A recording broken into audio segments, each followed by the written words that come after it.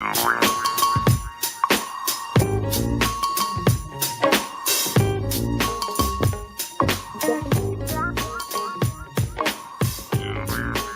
morning, good morning, good morning, good morning.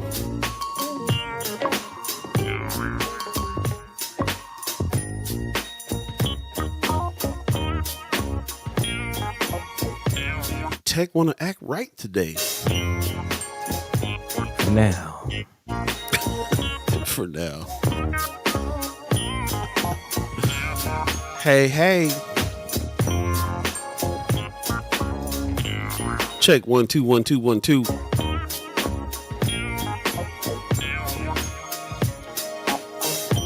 boys just say I'm the Uchi dominating Cool Rock Ski in the place to be. Sucker MCs. Hey, rah.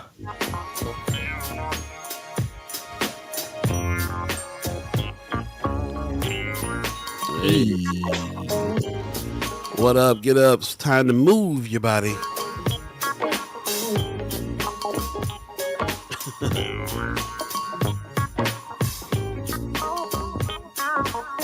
How you sounding over there, buddy? Check 1 2.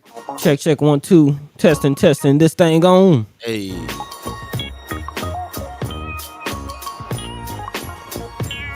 I'm trying to jinx it, but the tech is trying to act right today. We'll take it. Come on, tech. Ghost in the machine is what's been going on. What's up, 630 crew? How you feeling over there on the radio channel? Hey. My Duke's in the building. They coming in early. Ooh. Oh, look at that. That's what I'm talking about.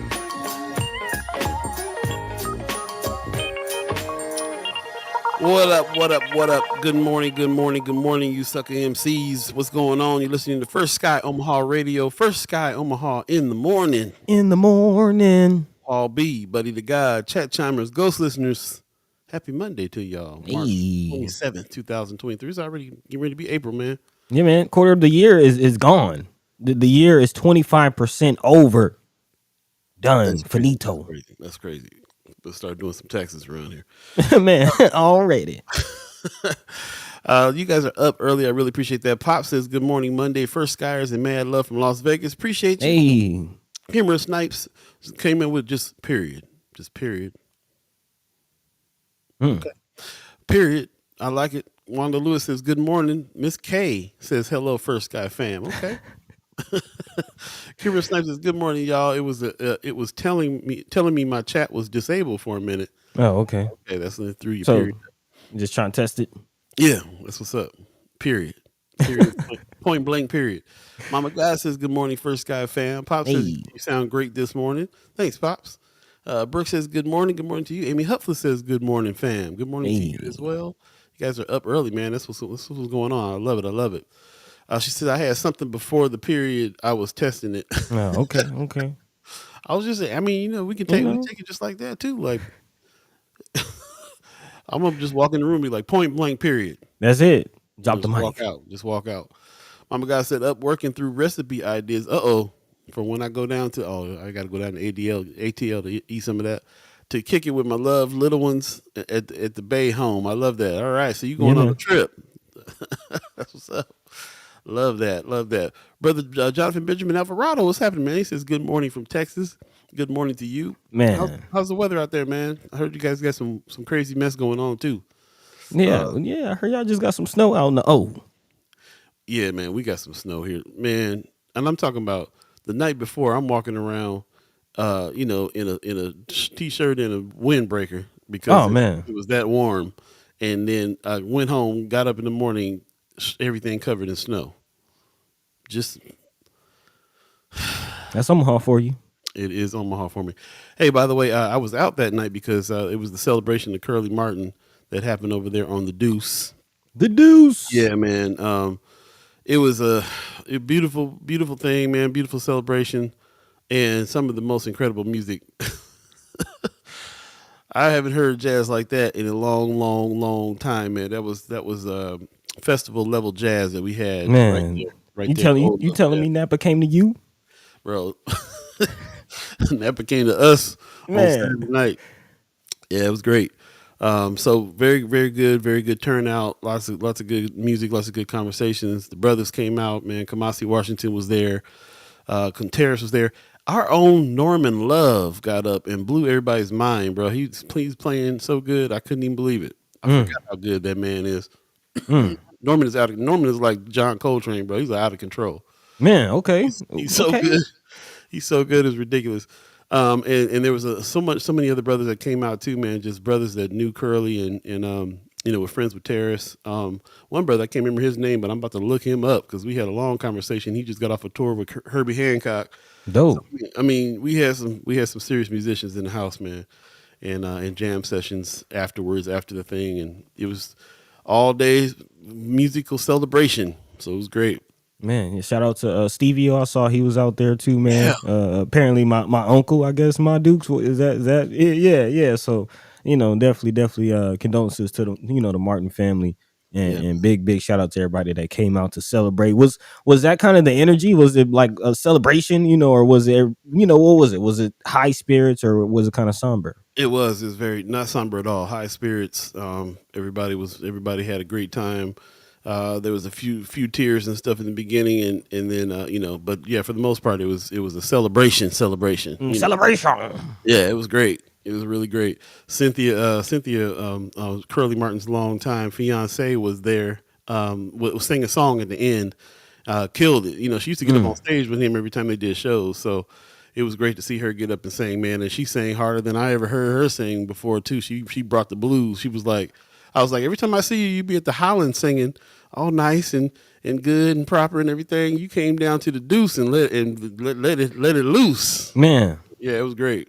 It was great. man, beautiful. Actually, would you want to play this clip real quick or? You got a clip? Yeah, Yeah. we got a little bit. Oh yeah. Okay. Cool. Yeah, Yeah. we're not gonna play the whole thing, but just a little taste, just a little taste. My man Kawashi Washington doing his thing, Yeah. man.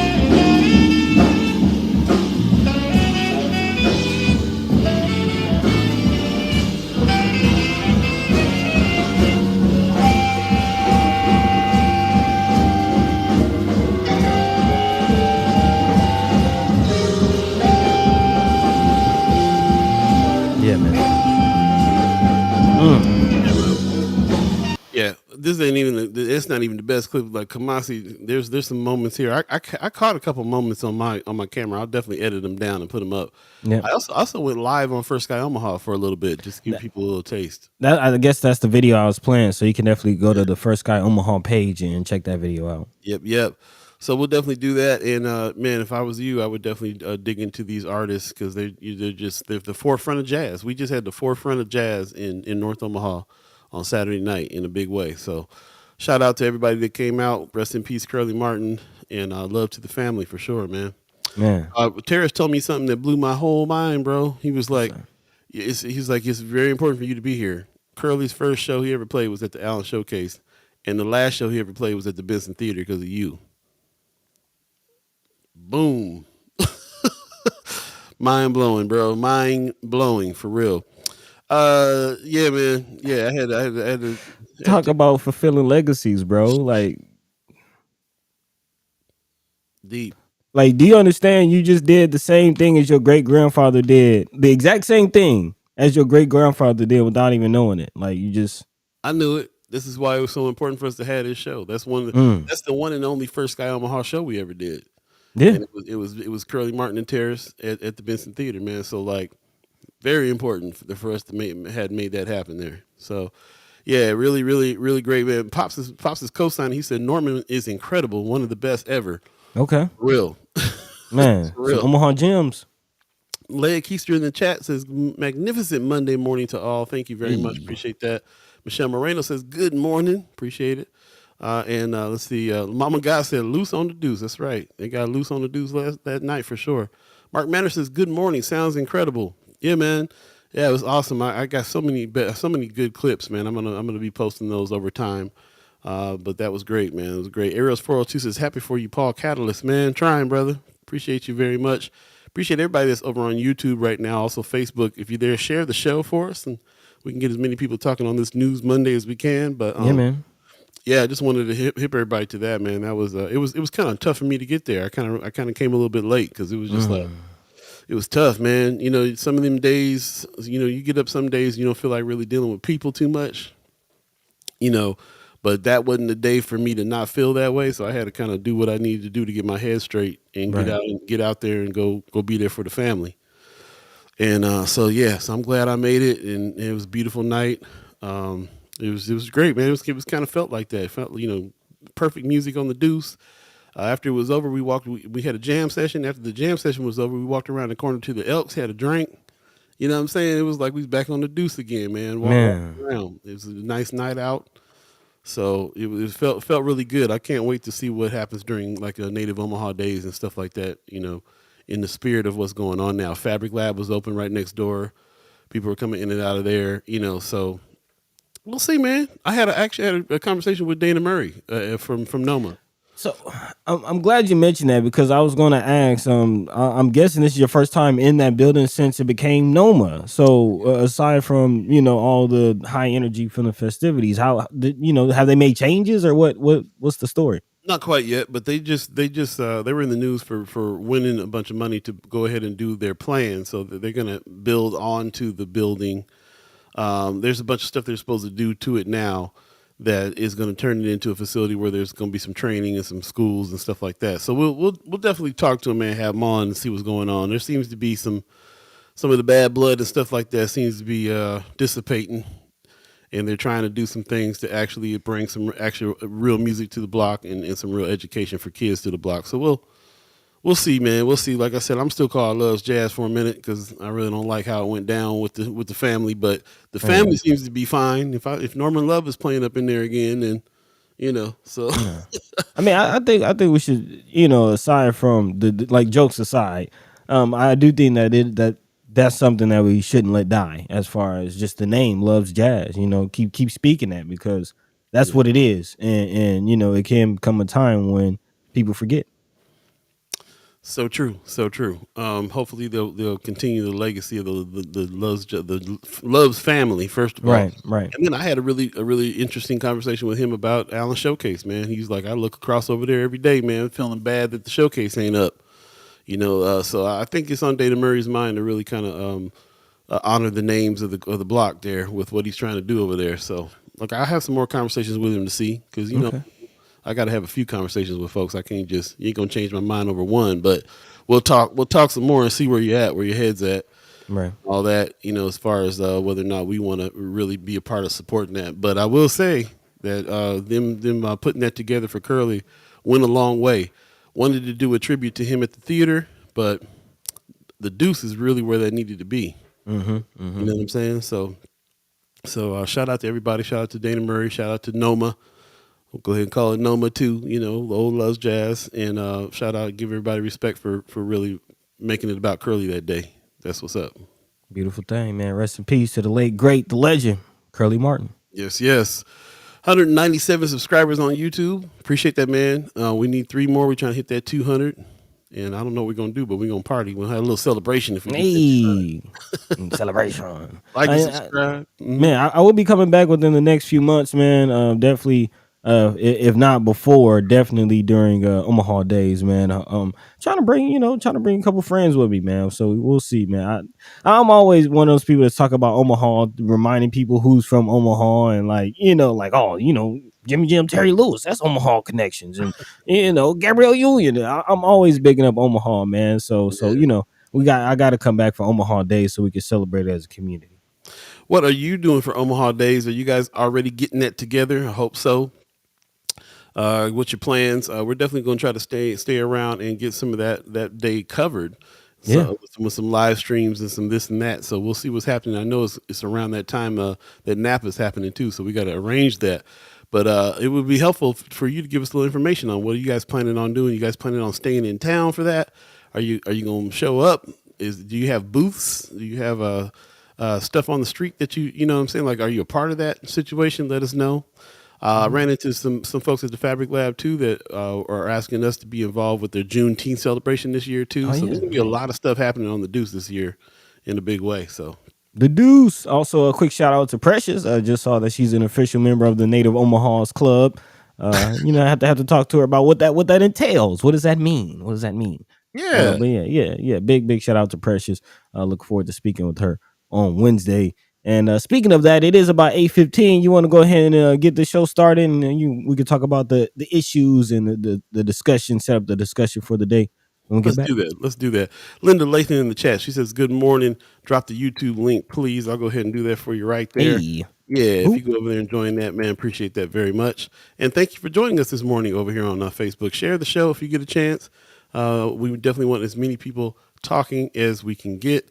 The discussion always is thriving when you got a lot of voices here that got some good opinions and good facts to bring. So hopefully we'll have a good discussion today on this News Monday. Let's get it rolling. First Sky Omaha in the morning.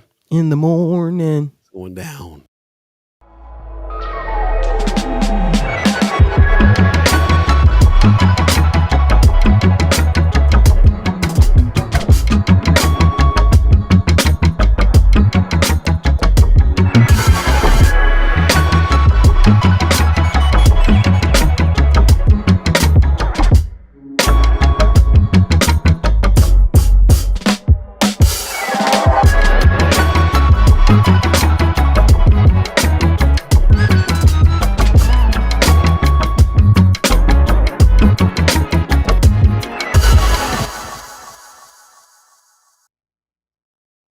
Yo. Good morning. Thanks for joining us. You're listening to First Sky Omaha Radio. First Sky Omaha in the morning. In the DS. Paul B, Buddi3 Da Gawd, Chad Chimers, Ghost listeners. Thanks for everybody that's joining us. Really appreciate you getting up on this Monday morning. What is the date again? The 27th of March. My goodness. Man. Yeah, man. Yeah, lots going on. Lots happening this week as well. And we definitely got some things to talk about. You guys already know. For those of you that don't know, I'll let you know again, but we do have Precious McKesson and Kimra Snipes on Wednesdays to talk about what's going on, what's good in the hood, and politicking with P, finding out what's going on around town, and having some deep discussions about some things. Things have gone down the legislature this past couple of weeks that we're still very much talking about. And then we also have the brothers senators Terrell McKinney and Justin Wayne on Fridays to give us a legislative report as well. And we talk to them about some of these issues too.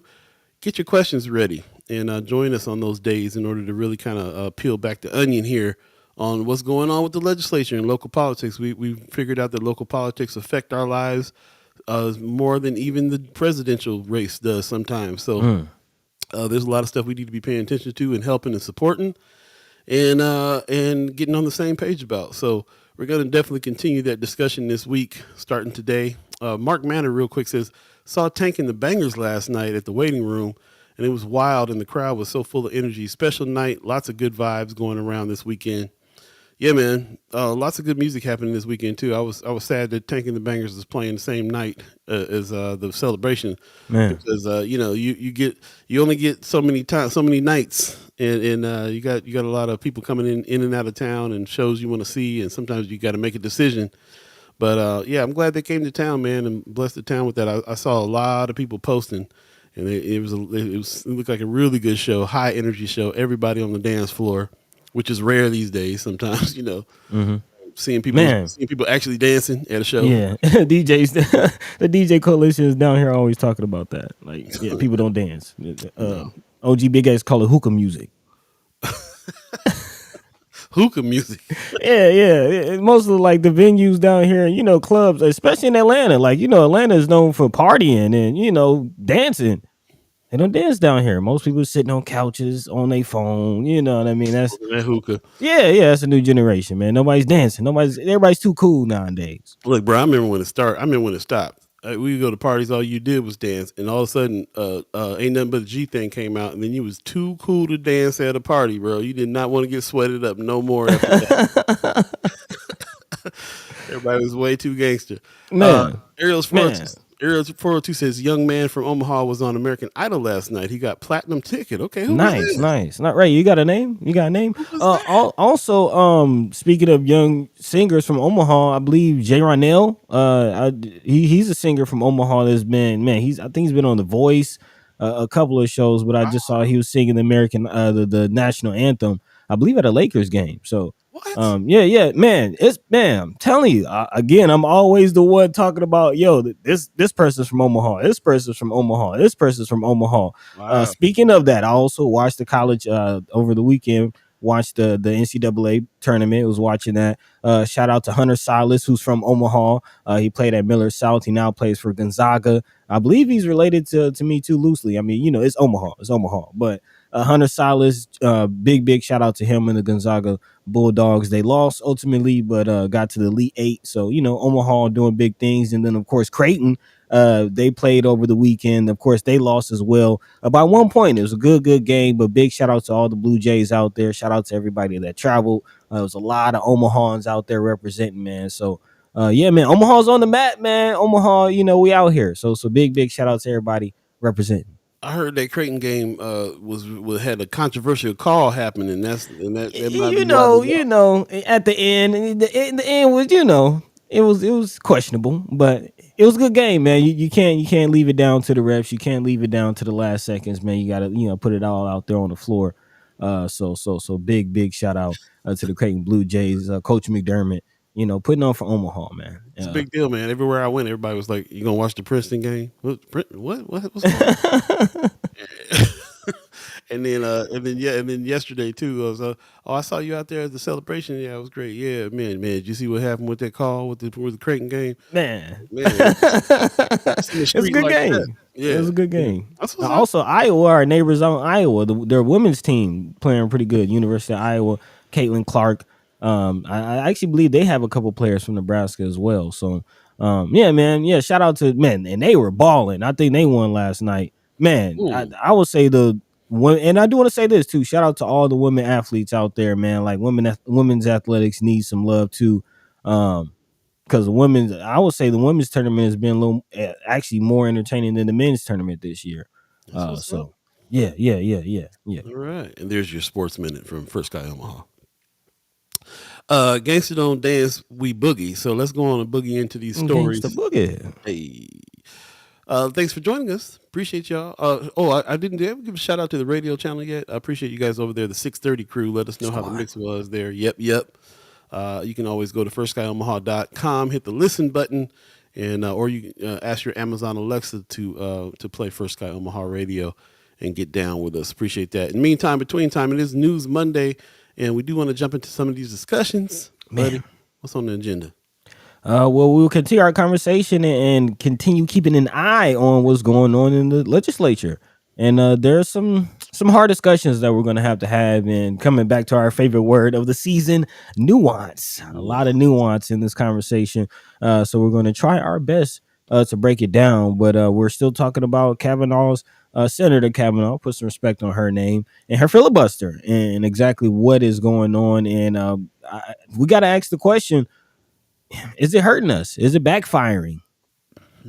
We have to ask and look at what's going on. Of course, looking back to last week in the news that's breaking about LB 574, again, the bill that addresses surgeries, gender confirming surgeries, I think is the terminology, or gender affirming surgeries, I think is the terminology. But again, that's what LB 574 deals with. That bill passed after filibuster. Somehow Senator Kathleen Call got her 33 votes. And now I believe on Friday, LB 371 had a very, very huge come out.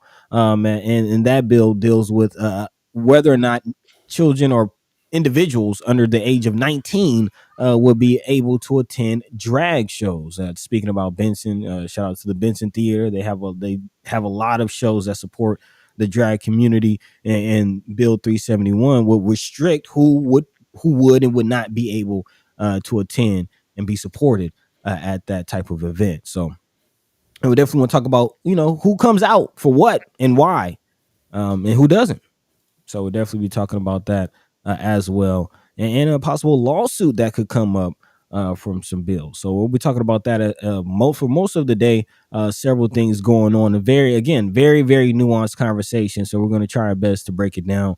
There's a few other things going on, but as always, if there's anything happening in your world, your minds, or your hearts that you would like to discuss, feel free to drop that into the chat. Let your mind be free. Let your voice be heard as always. And we'll try to get into it. Absolutely. Yeah. It's the last thing you kind of left off on there was that the bill about the drag shows. Mm-hmm. I just the reason why this thing really caught my attention was this video I'm going to post here real quick, where you get to see. I kind of watched the legislature this day too, and there was a lot of people that came out for certain things, but nothing like who came out for this bill here. So this will just give you an example of how people are showing up to support their senators and the bills that they want. Look at all these people that have come out. I'm sure this is not even the whole. It feels like the whole drag community, but it might. It can't be the whole drag community. But I mean, look at how many people are showing up here. This is how many people are standing out in line to come in and give testimonies in order to support, or actually not so they're trying to fight this bill. Right. They're trying to fight the bill, and it goes down the next hall. Right. So lots of people showing up now. If we had that many people showing up for Brother Wayne's bill on prison reform, we might really be able to get somewhere with it.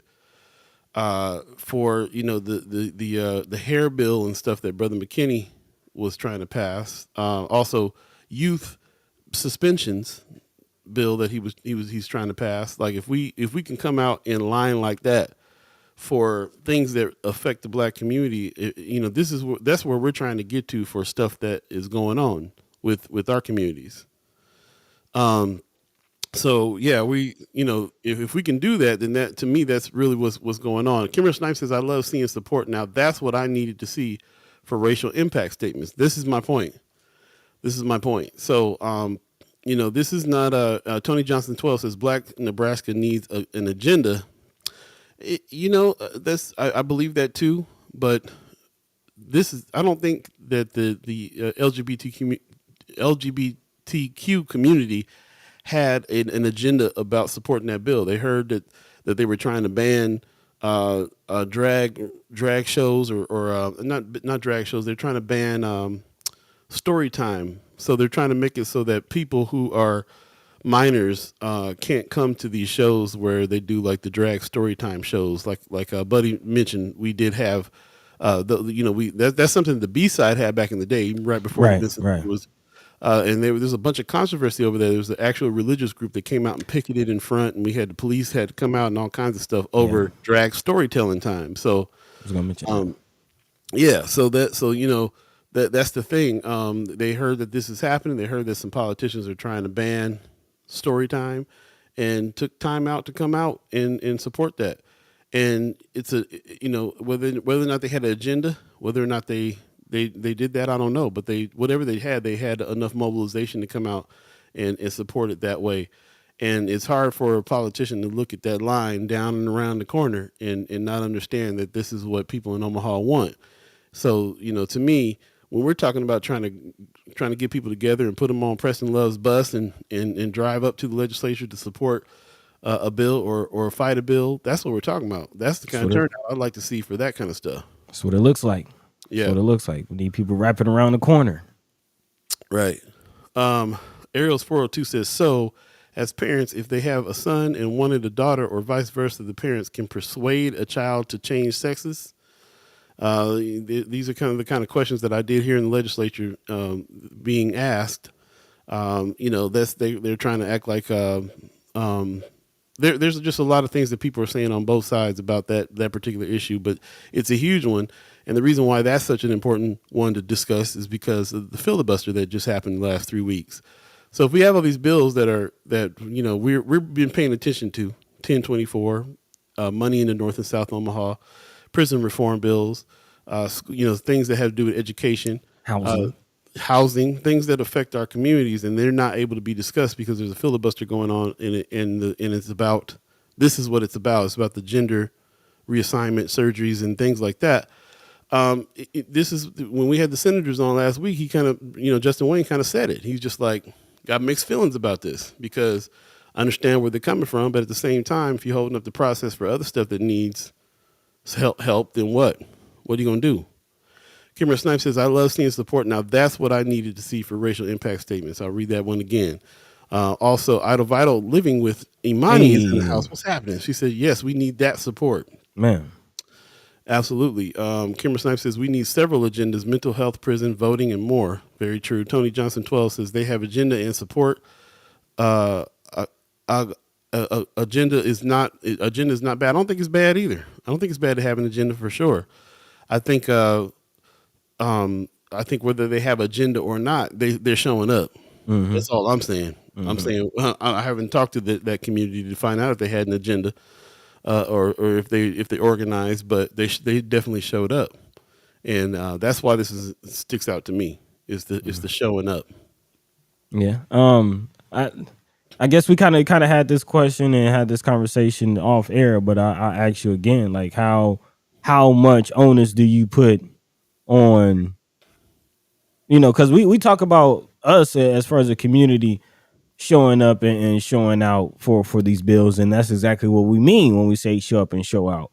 But what about allyship? We don't really talk about allyship that much, and here we are voicing support for these bills, but where's the same energy the other way? So I guess how much, in your opinion, and I'll toss it to the chat as well, how much responsibility or onus do you put on the same people that we just saw in the hallway that's going to support for drag shows, which again, everybody, they should have their right, but how much responsibility should they have for people in prison? How much responsibility should they have for showing the same energy for other issues, or should they just whatever matters to them? I mean, I think what's going on is whatever matters to them, whatever matters to us is what it is that we pushing back and support and find what's important. I think that's just kind of a universal human thing. That if it's you and your community, then you might back it. Now, why there's a disconnect when it comes to prison reform, sometimes I'm not sure. A lot more people back things that have to do with education. People in our community care about our kids too, and we're out there in numbers trying to make something happen there. But yeah, Brother Wayne mentions the sexy bills, and he used that term a lot, like, prison reform ain't that sexy, so people ain't really coming out for that. But I don't know if it has to do with being sexy or not. I think it has to do with whether or not it's affecting your life personally. You got family in jail. You got family that got jammed up by the justice system, by the prison system. And if you did, do you know that there's something you can do about it? You can go line up at the Capitol just like they did for their bills. There's a lot. I'd like to start with us to answer your question. Like the first people that I say, we want to say, if we are understanding what these bills are about, then we can, and we want to be proponents or opponents of them, then we need to go ahead and go support or go fight them. And it starts with us. As we do this, we learn about who the players are here in the legislature, and we start to understand about who's the allies, who's not the allies, what your political party is doing is another big question. Mm-hmm. Like if you're from the Democratic Party, what are the Democrats in the legislature actually doing, voting for? Are they actually teaming up on things? Do Brother Wayne and Brother McKinney feel supported by the allies? Mm-hmm. Definitely want to put some weight on the allyship. I think we're going up there to talk to the legislatures, to talk to these lawmakers, to get them to either support or fight a bill that we're talking about. So they have, the allyship has to be held responsible, held accountable as well, because they're the ones that we trying to convince to go the way of whatever we're trying to convince them to go the way of. Mm-hmm. So it starts with us going up there. Then the next step is that they got to listen to us and decide to be bold and stand with the brothers on some stuff, and then something can get passed. So I think both ideas we got to hold both ideas in the same space. Yes, it's up to us to go up and push and pursue. It's up to them to change their votes and to stand in solidarity sometimes. So So yeah, we can't just leave it at we'll go up there and we'll try. What are they doing? What are they also doing? We can have them on the show too. We've had them on the show before. Senator Kavanaugh's been on our show before, so is Senator Blood. Are they this? We already know kind of where Senator Kavanaugh stands. This is more important than anything because that's what the filibuster is all about. It's about you putting that what you need out of this thing above all other bills. It halts everything else. And as we learned last Friday with the senators, that means we might not be able to get through all the bills during this session. So it might hold up a whole lot of stuff that the black community needs. So what is that? How do you weigh that? What's the balance there? Jumping in the chat real quick. First of all, Gwen Easter gives us a good morning. Good morning to you. Thanks for joining us over there on Facebook. Judy Prinzer on Facebook as well. Good morning to you. She says Urban Abbey had bomb threats this week before due to their drag story time. We had threats as well over at the B side right there in Benson. I was working over there at the B side when we got threats as well over drag story time. And then a whole religious group came out and picketed out in front. The police was alerted, and yeah, there was they were like, something's gonna happen if you guys go ahead and let this happen. So we didn't even know what was up there. There was death threats, all kinds of stuff that went down. Kimra Snipes says authentic allyship. I definitely think so. That's what we really need is authentic allyship. Tony Johnson 12 says, look organized to me. Testimony had people, allies, and organizations.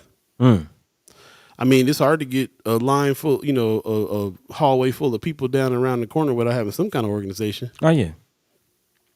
Kimmer says, I reached out to the senators from East Omaha on behalf of the Black Caucus to see which bill they want a caucus to focus on. Can't wait to hear what came of that. Yeah. Tony Johnson 12 said, follow the money. See how many orgs in North Omaha get money due to a bad system. Yeah. Kimmer Snipe says, Senator McKinney, the only one that responded. Oh, okay. There you go. Democrats and legislature different from party. Party rarely speaks on this. Kimmer says, seems to me that voting is the most important. Most of these people causing harm are elected and can be voted out. And see, I'm glad Kimra said it like that because as far as, the people being elected, because my question was actually kind of more about the citizens. You know what I mean? Like the same citizens who are showing up to show support for drag, the drag community as they should. Why aren't we seeing the same energy for the quote unquote not so sexy bills? Right. That's what I was asking. No, but the way you answered the question was interesting. Well, I wouldn't expect that people that went down for drag story time are as affected by prison by black and brown people being in prison. So I wouldn't expect the supporters to go down and support something else just because it's something else to support. I really think that everybody's going to go down and support what it is that's affecting them in their personal lives. They're going down with their own personal stories to try to convince the lawmakers to do something one way or another. So as far as that's concerned, I'm more concerned about what the legislators are allying up about. Right. And to that point, you kind of answered the question for me as you were saying it, and made me think, to that point as far as the citizens showing up to support. Even if they did show up to support, it would look very weird if we weren't there. You know what I mean? Because they would be there to support a bill that more so affects us. So as you said, it really does take us to be down there first before we can even look to an ally to support us. We got to give them something to support. We can't, just sit in the car and expect other people to push it. We got to get out, and then eventually other people will help us push the car. And again, real quick, it has to do. We're going down there to convince those who are against what it is that we're trying to push. We're trying to convince those legislators to change their vote and to back our senators' progression. So we're not going down there to speak to Terrell and Wayne and Brother Wayne. They both know where we stand. The whole purpose of us showing up down there is so that other senators can hear our personal testimonies, be emotionally moved by them, change their vote to something that is more to what the senators are trying to what we're trying to support.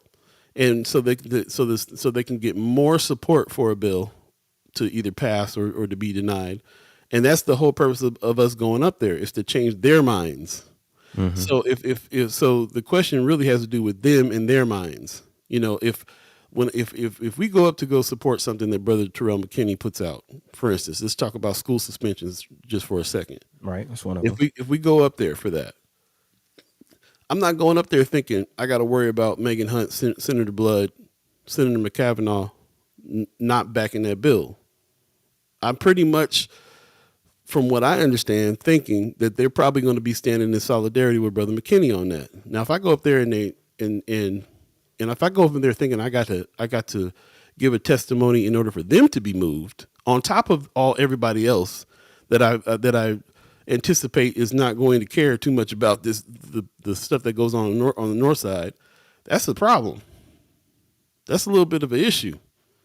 We're trying, you know what I'm saying? We say this on the show all the time. We go, it wasn't just Terrell and Justin. It was also, Senator Kavanaugh, Senator Blood, Megan Hunt, Tony Vargas. It's all, we say this, all these other people that are up there really also pushing for these things too. But are they? Right. We can look at these records and see what everybody voted on. And to that point, so we've already established that no, it's not really, fair to place the responsibility for the citizens who show up for certain bills to show up for other bills that may or may not directly affect them. But as far as the senators who we view as allies, you're saying we definitely should put responsibility on them for what they support and don't support. And yeah, I mean, that's where it starts. I feel like that's where it starts. It starts with the allyship first. And then, to that, to that point, because a camera is going off in the chat, she says, I facilitate a 1.5 hour workshop on authentic allyship. She also says there are barriers to showing up for support as well. Socioeconomic status is real, and those Western Nebraska senators know it. Of course, people do have to work and can't always take off work to show up, which I guess even puts more importance on having senators that are, allies that are already on the floor. So I do want to hear more about, what is authentic allyship, or what are some of the characteristics of authentic allyship, Sister Kimmer, if you can, maybe put a few points in the chat. I would like to learn. Maybe we could talk about it more on Wednesday. And just to reiterate what you talked about before, like we do have to talk about nuance. We got to talk not just nuance, but strategy as well. What we're also learning at the legislature is strategy. So the first thing is to go back and look at the records. What are they actually voting on? Number one, what are the votes? We might be surprised. We might go in thinking, oh, I bet you Senator Kavanaugh pretty much backed everything that Senator McKinney and Wayne put out there. Maybe she didn't know. First of all, we got to go find out the vote and see where that's at. And then second of all, if there's something that she voted on or she voted against something that they were about, while we're thinking that she's ally, for instance, then the second question is, let's kick in the nuance here. Let's kick in the strategy here. Why did she do that? What was the point? What was the reason behind that? You really got to ask that question. It can't just be, oh, she didn't support them. We got to figure out a reason why. We got to understand why. And you only understand why by doing what it is that we're trying to do, which is, have the senators on and ask them directly why. So it's kind of a good idea to be able to have that kind of strategy in mind in the first place, so we can kind of get some real answers to stuff. Also, let's jump back in the chat real quick. Tony Johnson 12 said, back in the day, we had study meetings for bills and going to Lincoln. I like that idea a lot. I think I get a lot of information from this group right here, the Nebraska Legislative Study Group, and there's a lot that comes on Friends of First Sky Omaha. They're the ones that show the legislative session on YouTube, the ones that we copy over to Friends of First Sky Omaha. So there is a study group out there. We probably need more study groups. And I like what you're saying about that. I'd like to hear about how that went back in the day. Study meetings for bills, and then going to Lincoln to really help support or fight. Kimmer also says there are barriers to showing up for support as well. Oh yeah, you just read that. So yeah, there's barriers, of course. For certain bills that, like this story time bill, you saw a lot of people out there Could have been, a lot of people who were privileged enough to not to be able to take off work and go. That's a lot too. But we can also write letters. We can also get groups together. There's a lot that we can try to do if we understand what that process is. But ultimately, what it's for is for us to go up and convince other senators, allies first, and then people that are not allies, to change their vote. I mean, if I'm getting that wrong, somebody in the chat let me know. This is what I'm understanding. I'm understanding that the reason why you go up and support a bill so you can convince other senators to get to the 23 or 22 or 33 votes or whatever they need in order to get a bill passed. 1024, money to North Omaha, money that could go to Charles Drew, to the Malcolm X Memorial Foundation. Not just money, but help and support when it comes to rental. People who are trying to rent, homeowners, home assistance, and then of course all the education stuff that's going on, school, kids getting suspended at a young age, everything that they've been pushing, man, even like the hair bill. Mm-hmm. There's been pushback on that, fight on that. So, that's just that's where I'm coming from on this. I think Kimmerer says we can talk about it Wednesday, but long story short, it's not just talking about being an ally; it's actually being an ally. I created this after my experience at the downtown library. She does a allyship program, facilitate an hour and a half workshop of authentic allyship. I love that. Marion Williams says, good morning to you too over on YouTube. Says, morning, I have no doubt that the Dems sins will support McKinney and Wayne's bill if we can get to them. Well, that's the thing, because currently Democratic senators are the reason we're not getting to them. Again, Kavanaugh is having a filibuster, and that's why we're talking about nuance and strategy. Again, you got to choose your battles, and sometimes the battles that we choose have unintended or intended outcomes. So I do want to take a quick break, but we can continue and pick up just right there when we come back. Yep, let's do that. You're listening to First Sky Omaha Radio, First Sky Omaha in the morning. Paul B, but if you got chat chimers, ghost listeners, stay tuned. We'll be right back, y'all.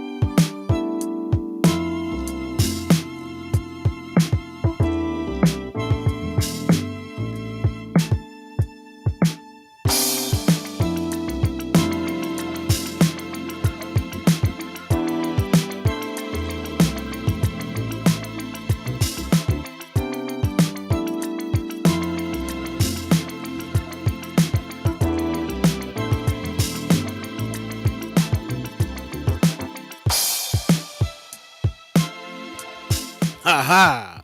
First Sky Omaha Radio, First Sky Omaha in the morning. Sorry about that. I came in a little too soon. No, you good. had to get some substance on me before it got too bright out there, y'all. I hear that. How's your Ramadan going, man? It's going all right. It's my second year observing Ramadan. A little easier. But still, wow. Huh? You just gave me a flashback. I forgot you were observing it when you came out here for the Chat Chambers kickback. Well, yeah, and you were like doing shows and running. You almost ran yourself to death. man, and that's the thing. As I was watching, the NCAA tournament, there's a few, players that were also observing Ramadan. So I'm like, man, I couldn't imagine playing a high energy, full contact basketball game and not being able to eat, at least throughout the day. But yeah, this is my second time observing, and it's not necessarily so much about eating. It's about being self-disciplined and kind of being able to take control of your desires, because that's really what it's about. We can all become a slave to our passions and desires and vices and things like that. So it's about kind of willing that back in and preparing for a new year. That sounds very useful. It is, and of course, not to mention like OMAD and the benefits of fasting as far as physically, Right. kind of letting the body regenerate. Yeah, that's what I was thinking. I was like, even without, even if you're not observing the religious part of it, that seems very beneficial anyway. So welcome back, and yeah, good on you for keeping that rolling and going. Thank you. Yes, had to take a quick break, y'all. You working it down, chewing real fast before. Man, you know. Appreciate it. Thanks for joining us again. It is about 7:50 right now, if you believe in the concept. 7:50. 7:50. We're back here on First Sky Omaha Radio, and we're talking about the legislative process here. We have been on this subject pretty strong. Yeah, man. For this fifth season, because the fifth season happened to fall within the session. And we're lucky to have brother senators Justin Wayne and Terrell McKinney, put some respect on their names, coming through weekly to give us some insights on what's going on. And the Nebraska Legislative Study Group has been helping out with just posting the sessions for us to post on Friends of First Sky Omaha, just kind of in it pretty strongly. And I started thinking about like the last time we had some of the senators on, and it was definitely during the run. So, that's the last time we had Senator Blood on, Senator Vargas on, and others. It was because they were running. We trying to help them get into the seats in the first place. And they were running for different things, but it was part of their campaign. So I would love to have them back on just to talk and ask some questions about the process and why they make the decisions they do within the process and so on. But first things first, man. Doing a little bit of research and going through some of these things and looking at some of these votes and stuff like that. First of all, I just want to say what we're talking about right now is the process, allyship. What happens? There was a bill that just happened about kids not being able to go to drag shows. The drag community came out in droves for that, and we're making the comparison to when Brother Terrell McKinney and Justin Wayne are pushing for certain bills that have to do with North and South Omaha. How much do we come out for that? And just reiterating the process.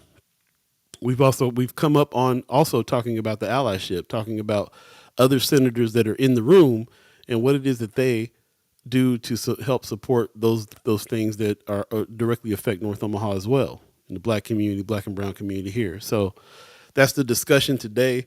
And I just want to say, like, during doing a little bit of research on stuff, I did come across a couple things that happened. Kind of, there was an amendment that Brother Wayne had been talking about on a certain bill, education thing about whether or not slavery was going to be taught. And there was some Democrats that did not vote for that, did not support that. Yeah. So we got to find the nuance, the strategy. We got to understand why, but we got to ultimately understand that it is up to those legislators. We have to let our legislation know this is what we want so that they can vote in the ways that we want. And a lot of times that doesn't happen, and especially doesn't happen if you don't go up and support. So I really would like to, it's a natural progression on this thing. We've been learning about it and figuring things out and talking to the senators about it. And it's a natural progression to find, okay, well then, I got questions now, questions and concerns. Why is this? Why is that? How come they didn't do this or that? Why don't people show up for this? What kind of help do they actually have up there? We can ask them every Friday. Who supported you? Who supported you this week? I might start doing that because we need to know. Because right now I'm feeling a little bit like there's some agendas and some things that's going on out there that's stopping the process of helping of the things that North Omaha needs, the black and brown community needs here. And that's where I wanted to pick it up as far as, because we do have a couple articles to actually get into to give a little more context to all of this as far as, allyship and the word that I've heard you use several times, Paul, is strategy. And as far as allyship, Kimber says people need to understand that being an ally is not always pretty and there is risk involved. So I specifically did want to talk to, and hopefully we will be able to get her on the show, but talk about Senator Kavanaugh and the strategy, talking about, our allies, and what is the priority, what is really the agenda. I definitely came into this session feeling like LB 1024 because of the support that it got, not just from Senator Wayne, Senator McKinney, Senator Vargas, but senators like Hunt and Blood. I believe actually Carol Blood was a part of the senator group that authored this, that helped get LB 1024 across.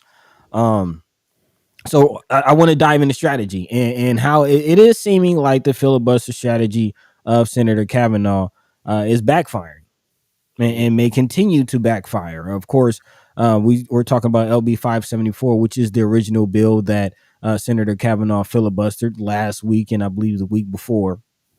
And even in that sense, I feel like, again, we talked about this on Friday. I feel like that backfired because Precious mentioned and we discussed that Senator Carth the bill probably would not have passed anyway, because it seemed like she did not have the 33 votes that she needed to pass. But however, for some reason, Senator Kavanaugh still decided to filibuster it, which seemingly backfired and caused some people to vote for it who weren't going to vote for it before that. So Just there's move on. exactly, because they wanted to move on and get the bills that they have on the floor. So that's one way that it backfired. She tried to stop it, and because she tried to stop it, kind of a self-actualizing prophecy, it came. Then moving forward, and I say because we're learning how important relationships and the politics, we don't like to talk about the politics, but Senator Wayne is kind of sharing and teaching us the role that the politics and the relationship and the human aspect of the senators plays in getting bills passed, plays in the policy. And with that said, it seems like Senator Kavanaugh is not just stopping with a filibuster. She might, again, sour some more relationships with this report that the ACLU might be putting a lawsuit. There might be a lawsuit. Again, KMTV3 now reports that now that the Nebraska bill to ban gender affirming treatments for minors has cleared its first and toughest hurdle, parents and children likely to be affected by the measure are preparing for a legal fight. The American Civil Liberties Union said on Friday, saying that it's discriminatory on the basis of sex. Which again, I definitely understand the fight and we support it. But our conversation and our issue is where it is backfiring, and that brings us to this Omaha World Herald article. Headline reads: Fallout from transgender bill debate roils Nebraska legislature. And it's not just the relationship across the aisle that Senator Kavanaugh might be souring, but there are some pressures on relationships with other Dems, like maybe State Senator Troy McKinney, who is reportedly says he will be unhappy with people of all political affiliations if lawmakers are not able to address critical issues such as reforming the criminal justice system to slow the growth of, again, the nation's second most overpopulated prison system. Again, Nebraska has the second most overpopulated prison system. And it's unfortunate that we have to ask this question, but what's more important? I'm gonna just ask it. Are human rights violations, that are what's more important? And we have to be strategic about what we address. This is an opportunity for LB 1024 to get addressed, and we're talking about us coming out to support it. But if it doesn't get to the floor, we can't support it. That's that part. So also, you can't say that about the overcrowding without also reminding everybody that it's mostly black and brown people in jail in the first place. The highest percentage of people in jail are black and brown citizens. So if and they're in overcrowded, jacked up, messed up situations. Water was off last month. During COVID, there was breakouts. There's all kinds of stuff that comes from this overcrowding situation that needs to be fixed. That's not being fixed. They're obviously waiting on just building a new jail, which they already feel like will be overcrowded. So they got to work on building a new jail after that. and it's unfortunate. So I mean, if we can't get, and the only people that really we have in there fighting on that one is Terrell McKinney and Justin Wayne. Who else is fighting for prison reform in there? I could be wrong. I haven't gone through each senator to see where they stand on any of this, but it seems to me that they're the only ones that are pushing this, and I'd like to see who's supporting them on that first of all. And like you said, even backing up even before that, can we even get to the conversation yet? Can we even get right? And that's the issue. What is the strategy? And we got to pick our battles. We just that's the unfortunate nature. And I hate to even have to ask the question, which is more important, because it's all important. Everybody, should have the freedoms. Everybody should have peace. Everybody should have love. Everybody should have justice. Everybody should have the things that they deserve. Yeah. But the truth is, and the reality is, we have a finite amount of time to get these things done. We have a finite amount of resources to get these things done. And I'm sorry, like, yes, 19-year-olds should be able to go to the drag show, but we got people that need to get out of prison. Yeah, man. I like what Tony Johnson 12 in chat is saying too on YouTube. He says, start with OPS school board. Where you think kids getting suspended and expelled wind up eventually? Preschool to prison pipeline. We talk about this all the time. Brother Terrell McKinney has a bill out there that's trying to limit the suspensions of young folks out there because of that whole preschool to prison pipeline. So they're not just starting with prison reform; they're starting way back in school, so that in trying to pass some laws for that in order for kids to not get into that whole pipeline in the first place. Mm-hmm. Again, can we get to that conversation though? If well, we can now. I guess the filibuster is over. So if we can get to it, if there's time in this session that we can get to it, then great. And now, if we do, do we have enough people to support that? And then the people to support that, can they convince the allies to back these bills and not just the allies in the legislature? After this stuff gets voted on, it goes to the governor. Mm-hmm. Who's your job ain't done just going up to the legislature giving your personal testimony. You probably need to be writing your governor, making some noise out here with it. So, we're just learning that. We're just understanding some of this stuff. Brother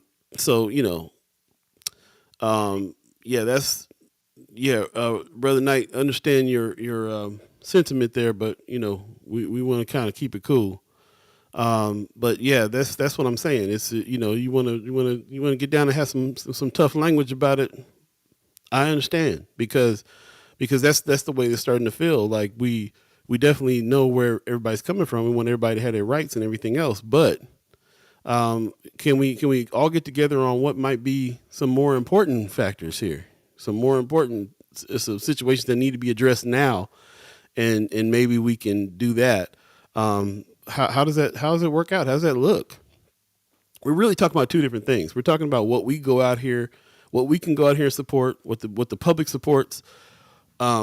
Obviously, a lot of people support the drag, like the drag storytelling stuff. There's the huge drag community out here too.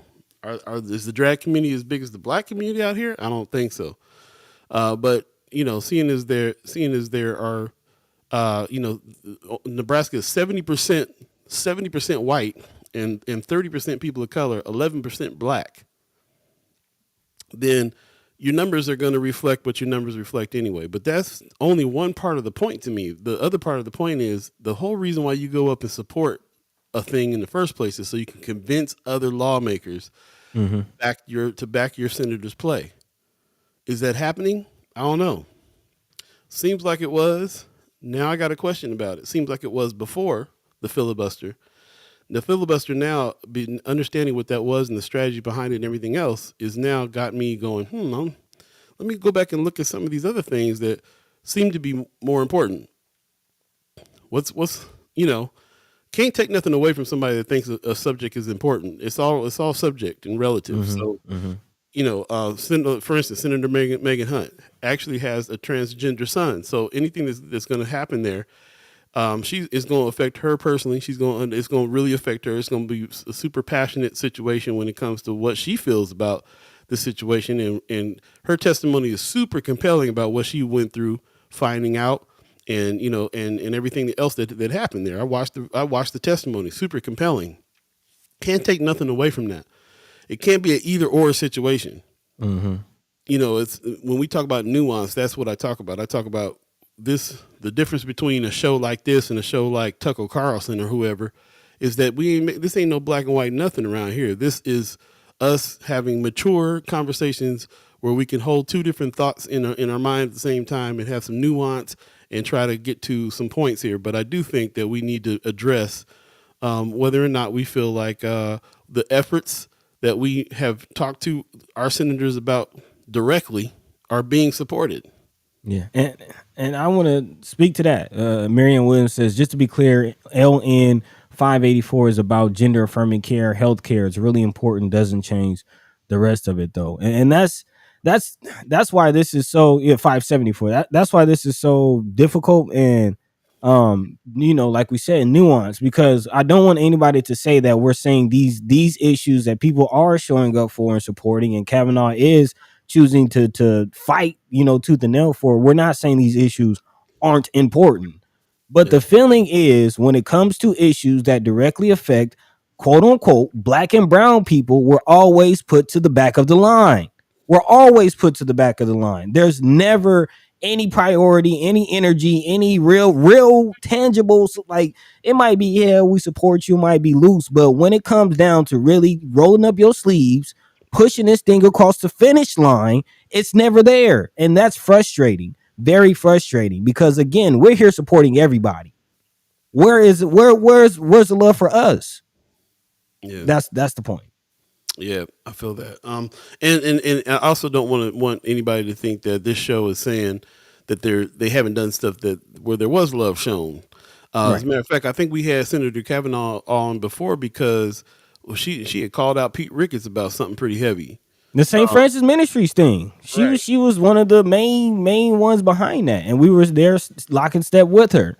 So caring about the kids, right? Exactly. That's why we view her as an ally, and that's also why we're saying, like, what you're doing is kind of you stepping on our toes a little bit. I mean, that's really the thing. Like we give her respect, put some respect on her name because she's an ally, and have done things that clearly show allyship. But that's not everything. That's it's not black and white that way. It's not just purely one way. Her own personal.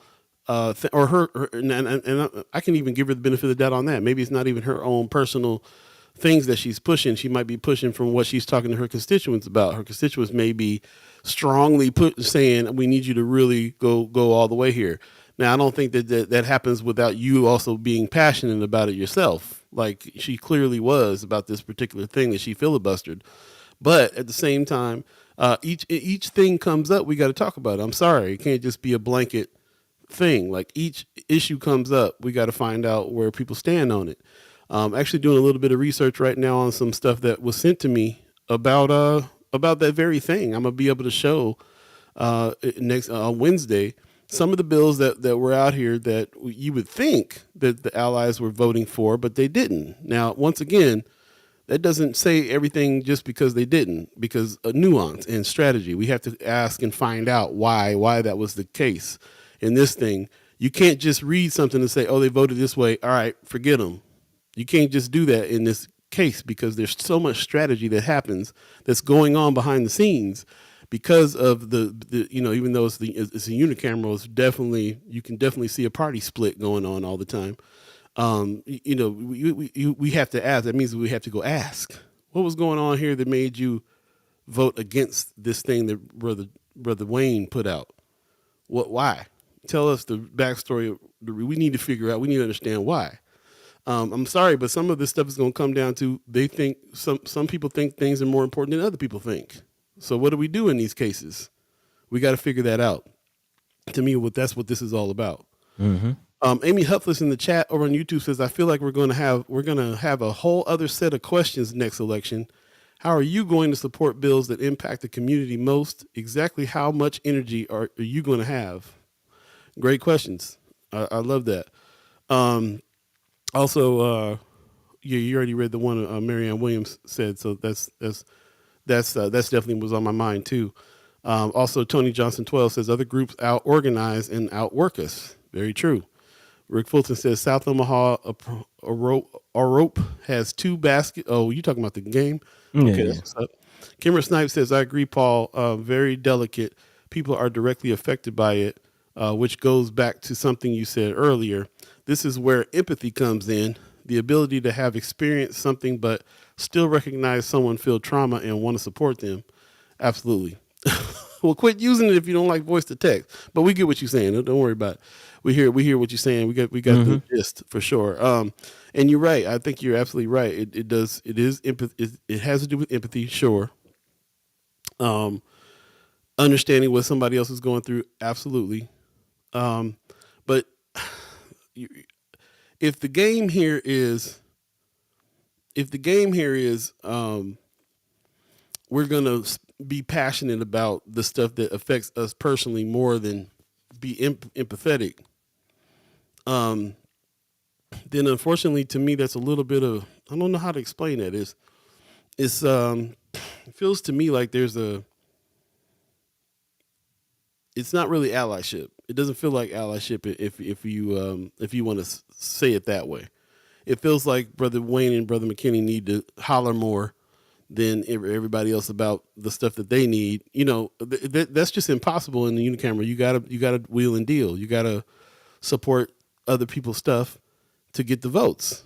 So again, we're never going to really know how all the strategy works unless we're sitting in that seat ourselves and having those conversations. We can know a lot because we can ask a lot and they can come back and give us a lot. But at the same time, what do you do? So we're here. We know that we're trying to support the senators that are asking for things for the black and brown community in North and South Omaha, especially.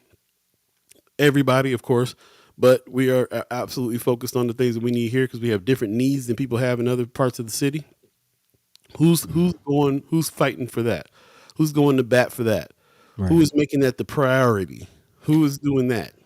And that's my thing. Like what Cameron is saying, it's about empathy, because if we're relying on people, if we're just chalking it up to people are going to support what directs them then we're never going to get anything done because we don't have the representation in the leadership. It's never going to impact a majority, enough people to actually move the needle on our issues. That's why we need allies. That's why we need empathy. That's why we're saying, like, where's the same energy when it comes to things that directly affect us, and it may not directly affect you. We asked brother Wayne what kind of, and McKinney last Friday, what kind of conversations are you guys having behind the scenes with these senators, with Kavanaugh and them? They hadn't really had any conversations. If it was me, I'd be really wondering, like, okay, look, y'all, you guys are allies. What kind of strategy can we have here? Are you going to continue with this? We gotta let you know, kind of behind the scenes. Look, you guys you're doing this filibuster. You're holding up some very important things here. It's obvious that she had made statements. He made statements about burning it down. Like, she was like, I'm gonna be mad at everybody. Well, this article talked about what Terrell McKinney said too. Either he gonna be mad at both parties if some of this stuff don't go through either. And it's totally understandable why he would feel that way.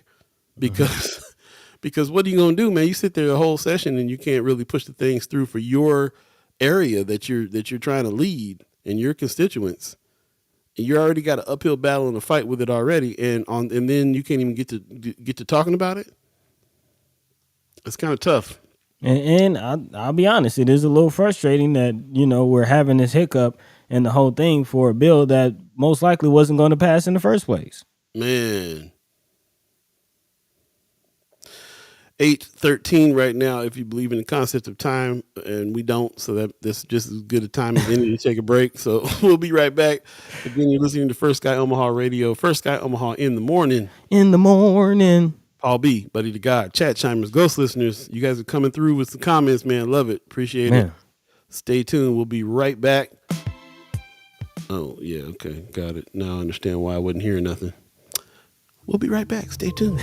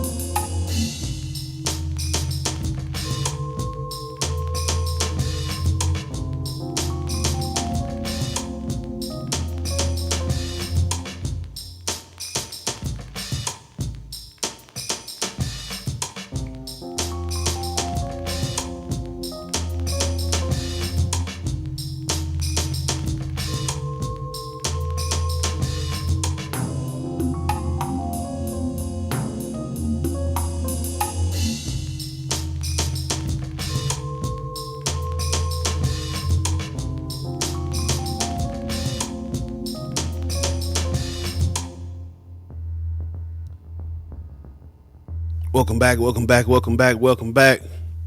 Watched Ghost Dog last night. It always puts me in that real RZA vibe. So just felt like a Okay, is that the one with Cuba? No, man, that's Forrest Whitaker, man. You don't remember Yeah, Ghost Dog? yeah. Okay. Yeah, man, Jim Jarmusch. You gotta check it out, man. It's kind of a meditative movie for me, really. Like I just have it on in the background, just I mean, you said RZA vibes. That's- right, exactly. Thanks for joining us. Welcome back. You guys are hot in YouTube right now. We appreciate that. Man, chat going off. Hopefully we get to that 200. I really appreciate that very much. You coming on in. Kimmer Snipe says, thank you both for being willing to discuss such heavy topics that others are afraid to even elevate. That's what we do. Yeah, man. I mean, has to be done. I mean, we just feel like it has to be done, you know. Definitely both Buddy and I are the kind of dudes just in general that are like not afraid of the hard conversation. All right, y'all, we got to sit down and have a hard conversation here. Mm-hmm. You can't make no progress without it. So I guess we're going to extend that to the show and extend that to these things we need to talk about. Tony Johnson 12 says Senators McKinney and Wayne literally told us what needs to be done. Yep, they did. They really did, and we continue to try to push on that. He also said our leaders or whatever you call them are not listening or engaging. Don't hear a lot, man. Don't hear a lot. You know. I saw Linda Latham in the chat earlier. Remember Brother Latham that used to come on the show back in the day? Yeah, he ran for mayor. Yeah, man. You know, I always see him down there, especially if there's anything about a gun bill or something like that. He'll be down there testifying. And you know how I am. I'm not really about guns. Excuse me, but every time he comes down there and speak, I'm like, brother, making some sense in a big way. So I mean, that stuff matters. That representation coming down and speaking for the things that you're trying to push matters. It has to matter. It has. You have to make it matter to the legislatures. These are people who are passing laws that affect your life directly right now. And if you don't have anything to say about it, what are you gonna do? Man, Marianne Williams is blowing my mind with this. Yeah, that's why we love you, Marianne. Oh, that's why we love you. Most white Dems in the Nebraska legislature, who I love and support, write bills to give us more welfare. The black and brown senators write bills to eliminate that need. Ooh, man. Says it's a difference between keeping us dependent versus a chance for real change in circumstance. Yeah, Marianne. I mean, that's a mouthful right there, and that's what we're talking about. The real support to really get something tangible across the finish line. It's really real. It's really real. Kimmer says that was the typo. With empathy, you don't understand what they went through, but you do understand what it is to be uncomfortable and or traumatized, and you take yourself out of it. She says, y'all about to make me have a whole different conversation with my DEI counsel this week. I mean, to me, it's on my mind. Look, what Senator Kavanaugh did is nationwide news. They show her clips on the Daily Show and all kinds of crazy stuff. She be on Comedy Central everywhere. So, because this is a big deal. This is a big deal what was happened here, and you're not going to hear in any other part of the country where what is happening is affecting the bills that are supposed to be going through for black and brown communities. It's a given. They know that's what filibustering is. You shut down pretty much everything that's going on at the moment. So everybody knows that, and you can assume that there's some senators out there that are doing something for the black community as much as they can. But we know firsthand, and like the brother said, like Tony Johnson said, they come on and tell us exactly what we need to do. So there it is. Kimmer says the state party just hired a new communications director. I'll be sure to give them that feedback. Amy Helpful says, are the churches supporting and organizing for the senators? I haven't really seen that too much. No, I really haven't seen that much at all. As a matter of fact, it's been told to me that there's a lot of funding that's coming from the state that goes through the churches. So I don't know how much they're going to be a part of helping dismantle some of the stuff that goes on in the state. But I could be wrong, man. I mean, we'll have Ernie. I'm sorry. We'll have brother. What's the brother's name from? Why am I drawing a blank right now? From Empowerment Network. From Empowerment, Barney, Willie Yeah, Barney. yeah. Sorry, man. Willie Barney. I'd like to have him on because he's also a person that can speak to that because he does connect with the churches. Also, NAACP has been doing a lot of that as well too. Omaha chapter. So we can talk about that, get some answers there on what's going on with church leadership and how that has been working. Who we've been looking at this for a minute. Who supports the senators? I've seen Willie Barney support the senators directly. I've seen Willie Hamilton support the senators directly. Black Men United. I've seen us talk about it. I've seen few people be. I've seen Kimber be up at the legislature. I've seen. You know what I'm saying? Like I can almost call who I've seen support the senators in this stuff. In a public way. Mm-hmm. I'm sure there's a lot of people that support the senators and doing the best they can, but in a public way.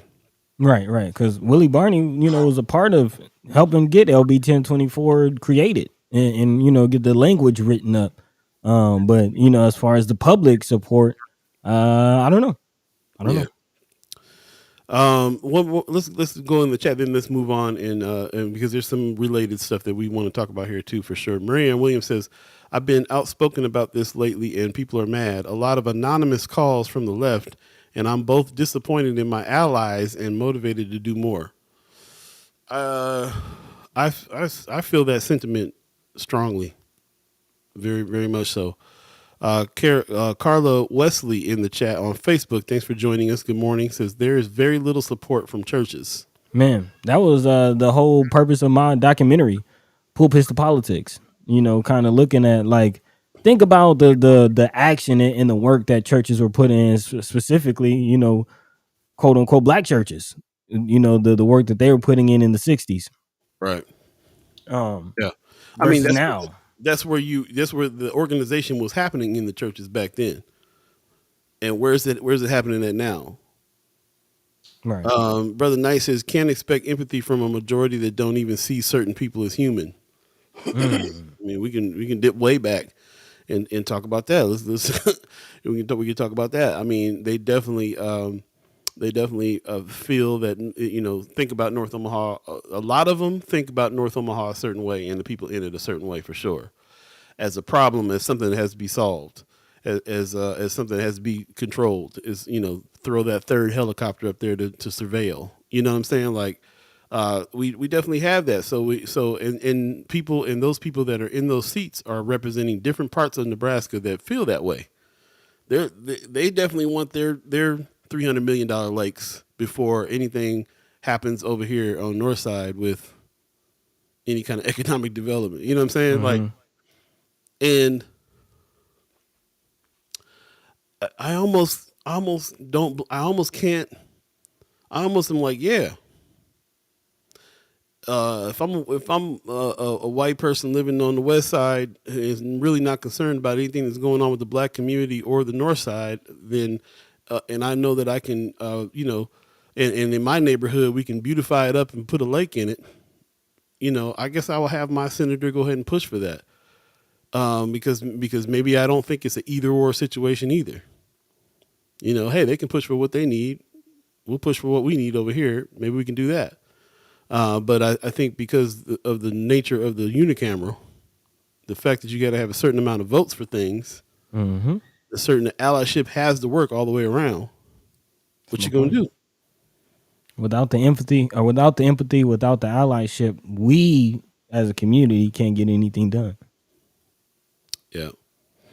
Let's move on. We got some definite ties to this. If you want to jump back into that, again, it's 8:25 already. Man, this show was flew by. You know what? It is, but what I just said didn't rest well with me. I'm gonna have to challenge myself on that. Okay, say it again. What'd you say? Because I said without the empathy, without the allyship, we can't get anything done, and I disagree with that. We can definitely get things done as a community. But we have to come together as a community to do it.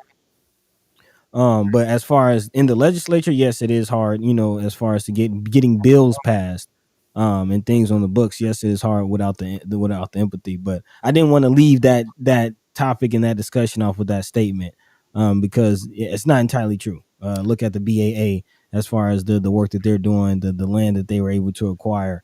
BAA ain't changing no laws. And that's kind of, again, I didn't want to say, because what I've said just felt like we can't get anything done by ourselves. And yes, we need the assistance to we need the assistance to get laws passed. But as far as saying we can't get anything done, is not true. Very, very true. Yeah, there's a lot that we can get done, for sure. And I don't. Yeah, I don't. I'm glad you clarified that. But I was taking it in the context of what we're talking about here, this whole show, which is the legislature, and how it's impossible to get anything done in the legislature, Right. without compromise, empathy, allyship, and everything else that we might need. Tony Johnson 12 says, claim to be the voice of community. Community will disagree. Who thinks North Omaha thriving from small business? They cannot survive now. How they surviving, competing with more small businesses? They're having a hard time, but there is stuff that we can do in those circumstances. But again, the legislature is a different story. Jazari Koala in the house. What's going on Facebook? Appreciate you coming through. Says, my concern is how people are now saying bridges are burned on both sides. Very true. So how will they ever move forward? Now, I'll take that back. I said very true, but it's not. I don't think it's completely true.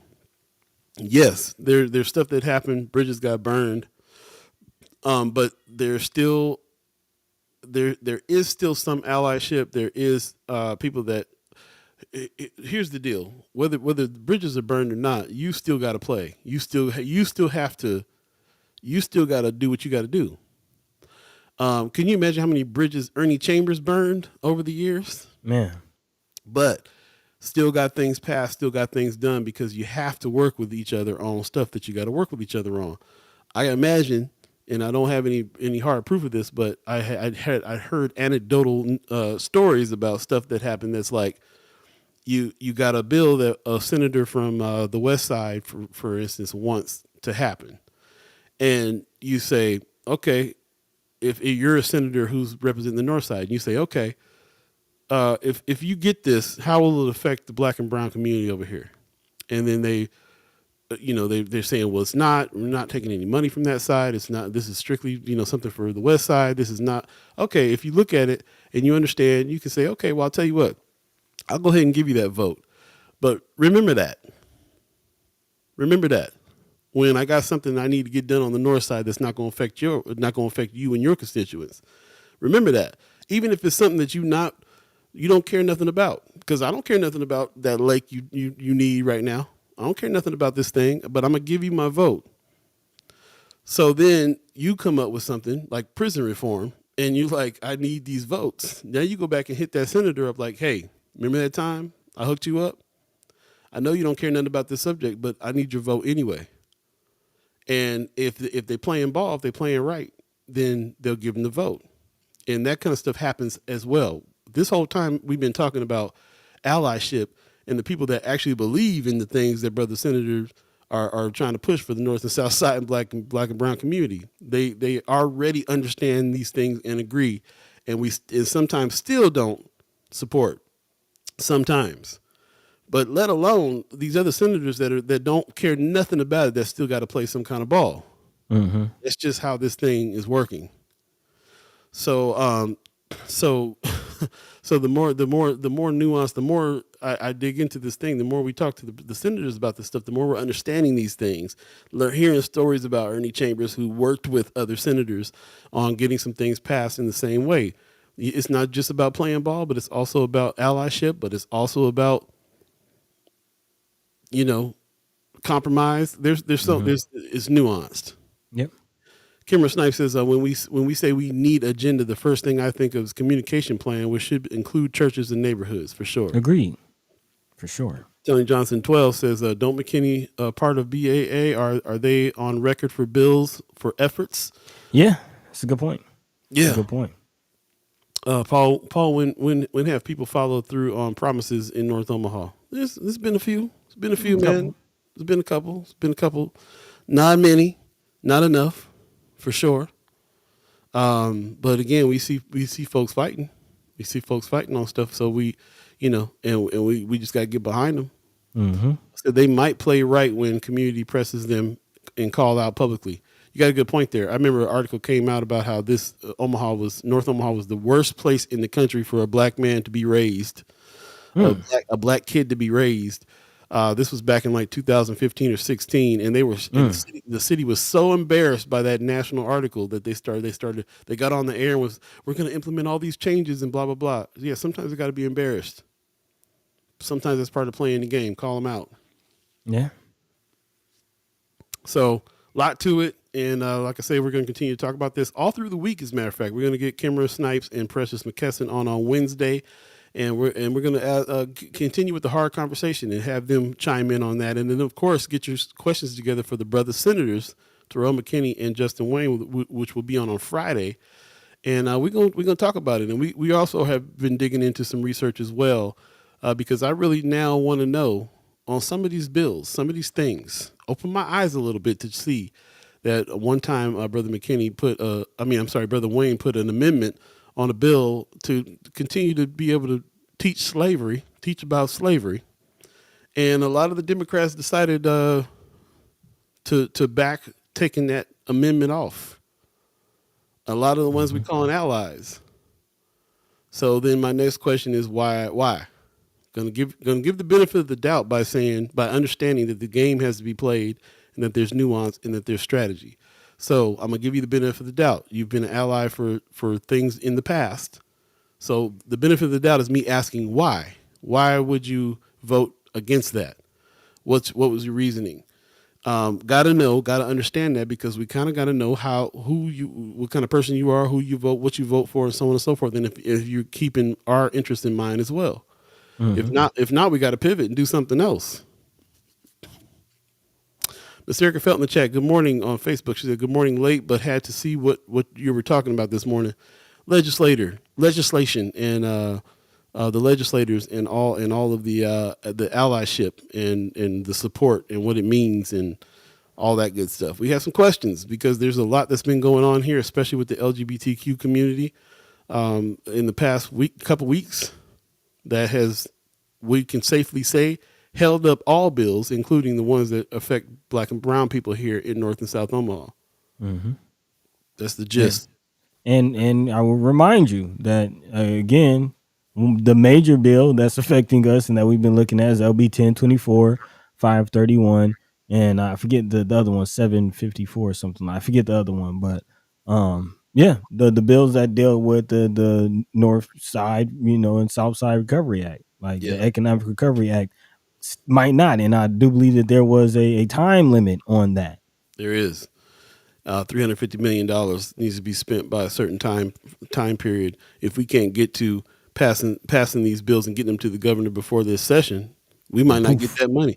So we did all this talking, all this going back and forth, and everybody fighting and everything that's been going on in the Black community over that money coming to North Omaha, and it still got to go through a bunch of processes before it can even get here. One of them, which get on the floor to talk about it, which hasn't been able to happen because of the filibuster. Brother Knight says, thanks Bush faith-based initiative in paying churches for their inactivity. I was talking about that earlier. I've been hearing that they receive monies that would from my perspective, seem like they're not going to go try to shut down the system. They're not going to back senators that are trying to change the system that gets them paid. No, that's the kind of the caveat of being a 501c3 is your inability to support political candidates and issues if you take on government funding. So yeah, it's blood money. Amy Huffler says, also, I'll say it. What is Vargas doing? Vargas is a friend of Sky Omaha. He's been on the show several times. He's a friend of ours. We can definitely bring him on and ask him directly, which we will plan on doing.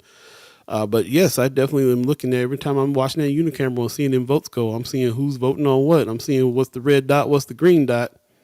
And sometimes they don't, the ones I expect don't match up all the time. If I see McKinney and Wayne with a green dot and Brother Vargas with a red dot, I'm like, what's going on? No, I'm not gonna call it. I don't know what's going on. I'm gonna go find out what's going on. I'm gonna ask. Yeah. Jerker Fell says, like Mama God said, I've learned a lot from this show, and we'll be able to do better for our communities next year because of y'all. I appreciate that. Thank you very much. Thank you. I feel the same way. I'm gonna do better myself, just learning Right. from this show and y'all too. Mama God said, I believe the game is balancing in all my IOUs. Senator may owe someone else that I have to now support, which means I have to vote against you now. Yeah, strategy. she kind of she kind of Yeah, but I follow my Dukes. I see what you say. no, I think that's the point of her comment too. Is Yeah, like that nuance is like you gotta sit down and figure this out, bro. This is and that's exactly what that's what Senators McKinney and Wayne said. Gotta figure it out. This is chess. This is chess, straight up. Tony Johnson said, bring other people on Wednesday. Maybe they'll offer a different view. Maybe black candidates who recently ran and lost. I did want to talk to the people that ran and lost. See what they're working on now too. So that'll be good. Sarah Fell says, while I do believe in choice of healthcare, including transgender healthcare, however, unlike what I've seen in the legislature, I'm able to focus on more than one topic because more than one topic drastically affects me or those I care about, for sure. There was some information about some childcare stuff that I definitely want to get to before we get out of here. So hold on, Miss Erica Felt, some more news coming your way from in that on that subject. Also, Brother Knight says just have to change the mindset to get things done, for sure. Only on show when running is just a commercial. Okay, so Brother Knight also says on an individual basis, recognize, realize, rebound. I like that. Mama God says blind lady typing. Oh, okay, you doing all right. So yeah, appreciate y'all. Who's jumping into this.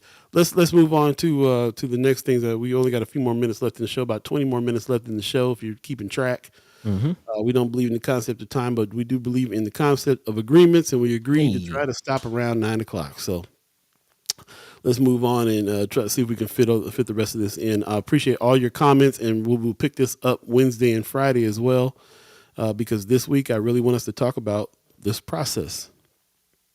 Yeah, well, definitely. Throughout the week, continue to push that conversation forward. But another conversation that we would like to push forward here on the last end, the tail end of the show, of course, talking about childcare. And speaking of Michaela Cavanaugh, Senator Michaela Cavanaugh, put some respect on her name. She's been one of the main proponents for childcare, and of course, the whole St. Francis Ministries situation in the legislature. But Kids Can, an organization, is definitely making a large move. Despite this move, there's still some worry and concern in the legislature, something we're definitely going to talk about.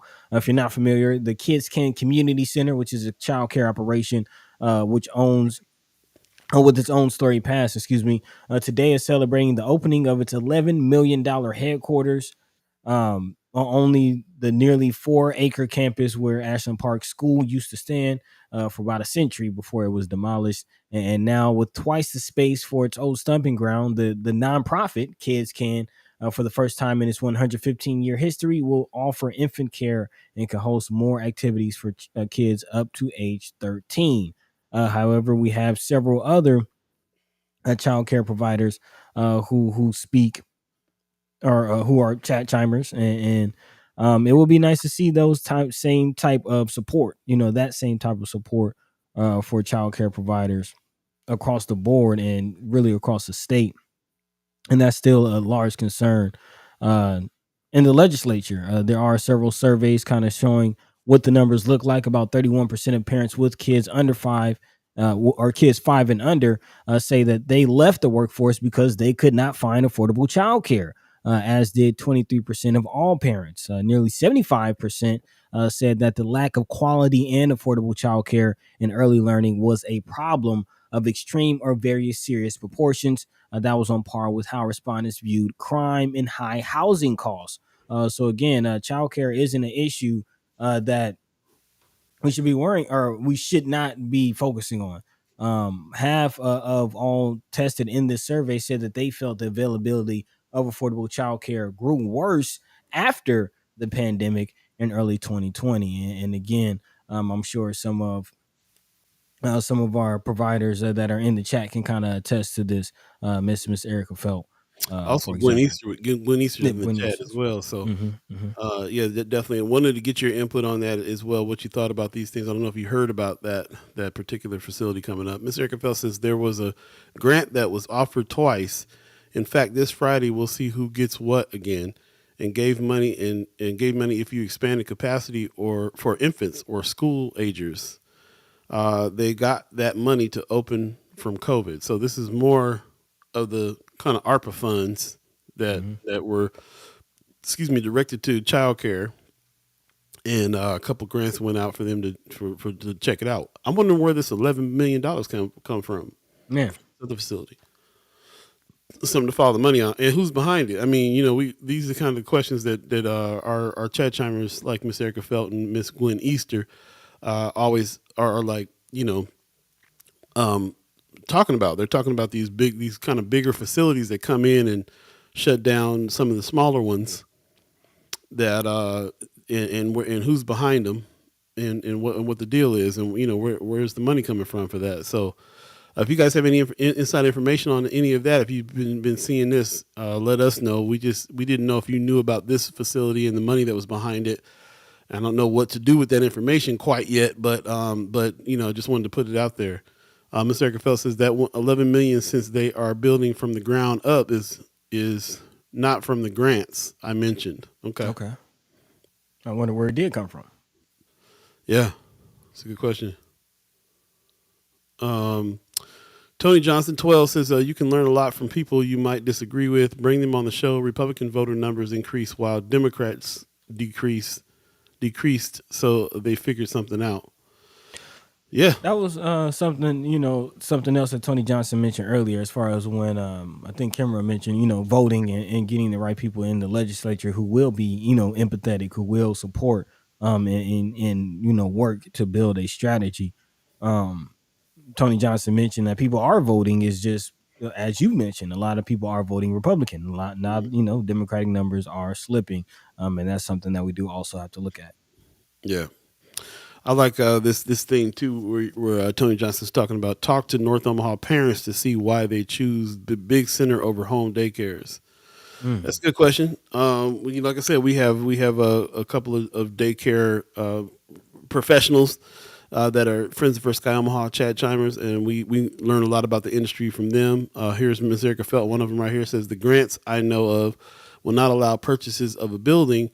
It will allow payments of a lease for a few months or moderate property improvements, but not an increase of square footage because they don't want people to sell afterwards and make a profit. Jeez, why not? What's wrong with that? Yeah, man. Well, that's a good question. There's a lot of things that I feel like are out there that want to stop people from actually making a profit on something. Unless you playing the game, unless you playing the corporate structure game. So. Good questions. Okay, we'll keep an eye on this, and we'll keep on talking about this. And if you have any information, please feel free to put that in Friends of Sky Omaha. We'll keep an eye on this particular facility and maybe do a little bit of investigating to find out where the money came from it. But got to hear from you guys whose feet are on the ground on that. How's it going to affect your businesses and so on and so forth. And I like the idea of talking to parents, especially in our neighborhoods. Why do you choose the big centers? Over home daycare. I think it's we kind of play with this. It's a given that the home daycares are more community based. We can have a more tight knit community if we engage with the home daycares, the smaller facilities, and so on and so forth. And some of these bigger facilities we know have been backed by like the Buffetts and other places. So those kind of make a difference in your community as well. And yeah, I got a comment to that as far as where some of the support resources are for these different facilities. There is a bill out there that's addressing that, LB 35, which was presented by State Senator Wendy DeBoer of Omaha. It apparently LB 35 aims to hold for another 3 years the eligibility level for a state child care subsidy. Right now, that level is 185% of the federal poverty level. meaning that a family of 4 household income must be no more than $55,500. So again, that will probably, I don't know if they're trying to. Oh, okay. It says if Titan this fall, the household of 4 could make no more than 39,000. So they're trying to, make that even tighter as far as the some of the red hoops and the red tape that people have to go through. But I will say that, my wife and I, we're not making anywhere close to, 6 figures. We're definitely around that 55,000 mark. And we apply for it, because my children are right in the next room. You know what I mean? Like, I'm a stay-at-home dad. This is something that I have to deal with. I don't even know say deal with. This is just the reality of life. And Yeah. we've tried to get childcare, and we make too much. And that's again, we don't make a lot, but apparently make too much to get help. And that's going to be a lot more people who are going to fall in that gray area, kind of fall through the cracks where they're not really making enough to stay afloat, but making too much to get help. And that's going to be, even more if LB 35 is tightened. And again, that's lowered from 55,000 to 39,000 for people who can get assistance to even afford these child care facilities. Interesting.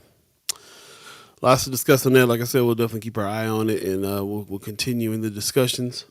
Excuse me. And so, yeah, appreciate everybody that's here. And I love the fact that we can kind of look through what's in the news these days and know our chat chimers well enough to know that that we'll be able to get some more insights from them and so on and so forth. For instance, Miss Erica Feld is saying subsidized child care income limits are discussed every 2 to 4 years.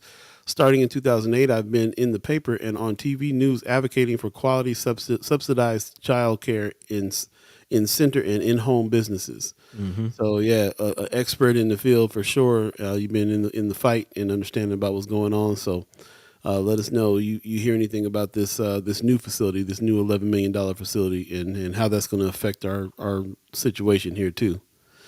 Childcare is an ongoing evergreen issue that we talk about all the time, not just because our chat chimers are involved, but also because it's an economic question.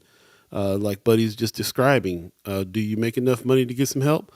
Do you not make enough money to get some childcare?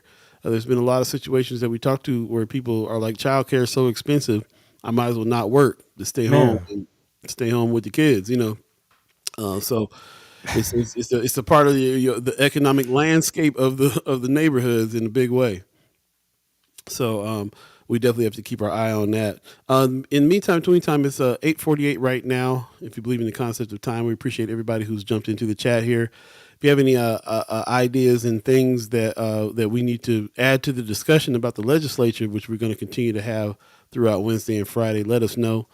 And we will work on getting some of the senators on now that things have kind of calmed down a little bit in the legislature. We can have, I'm sure that they'll be happy to come on and talk to us about some things as well. And of course, you'll also hear from the brother senators Terrell McKinney and Justin Wayne on Friday. So mark your calendars down for that for sure. Just kind of wanted to get out of here, but we do have the chat. We do have a little bit of haps happening here. But before we get to that, man, I just want to reiterate.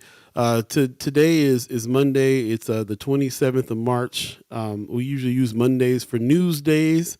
We're going to work on getting some of our news partners back on and kind of talk about what they're writing about, what they're digging into. It's also the day for you to tell them what you want to hear about and what you think they need to. We have a slew of investigative reporters that we can have go dig into some stuff and help pull out some of these stories and some of this research, even from data.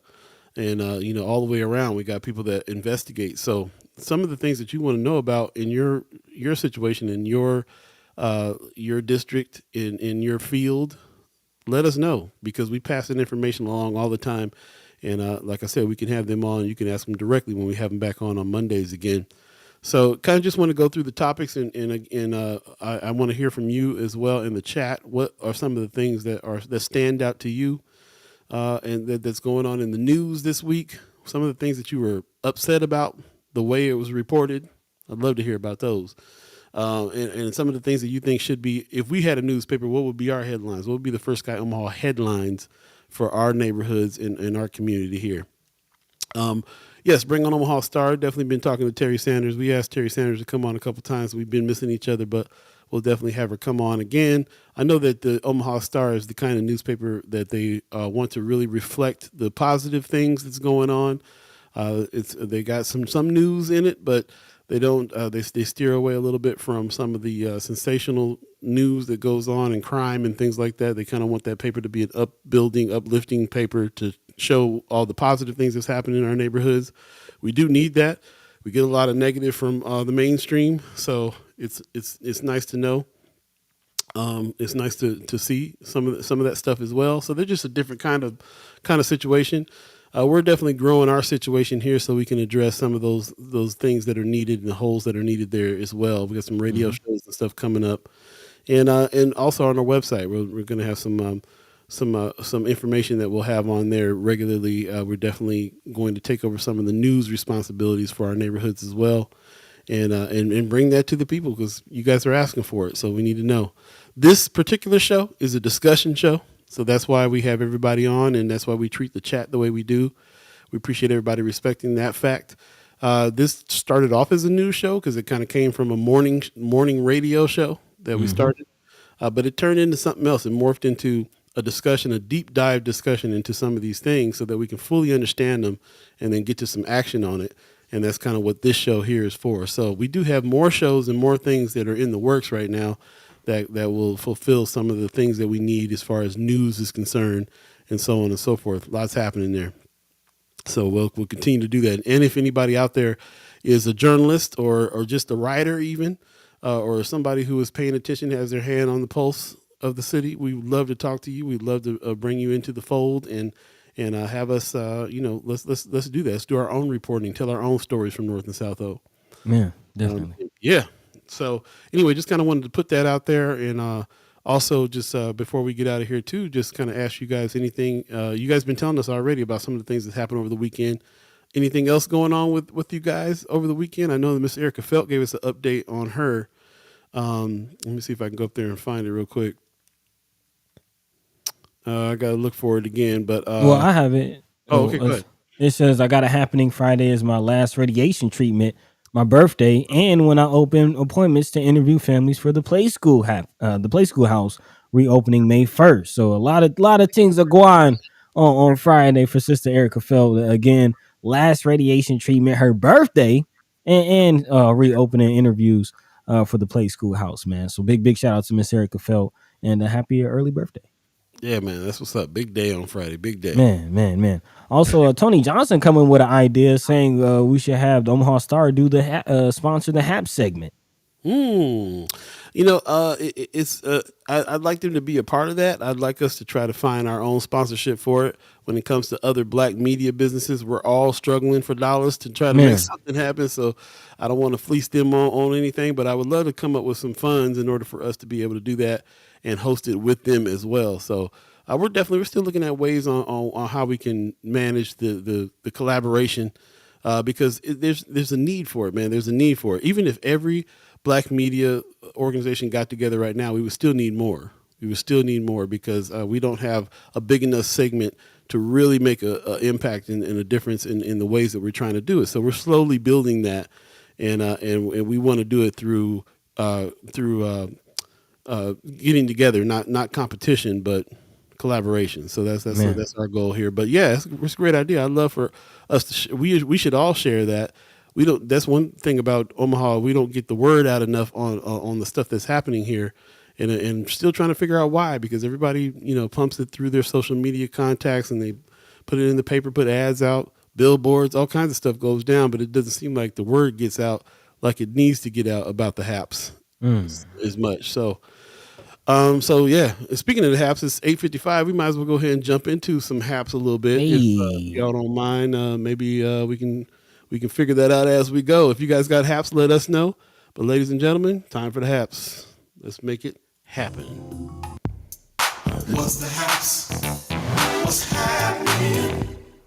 What's going down? All right. What's going down, y'all? What's going down? Let us know.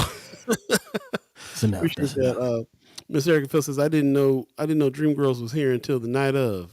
But yeah, Dream Girls, man. Dream Girls is in town. I don't have a flyer for them, but Dream Girls gets down for sure.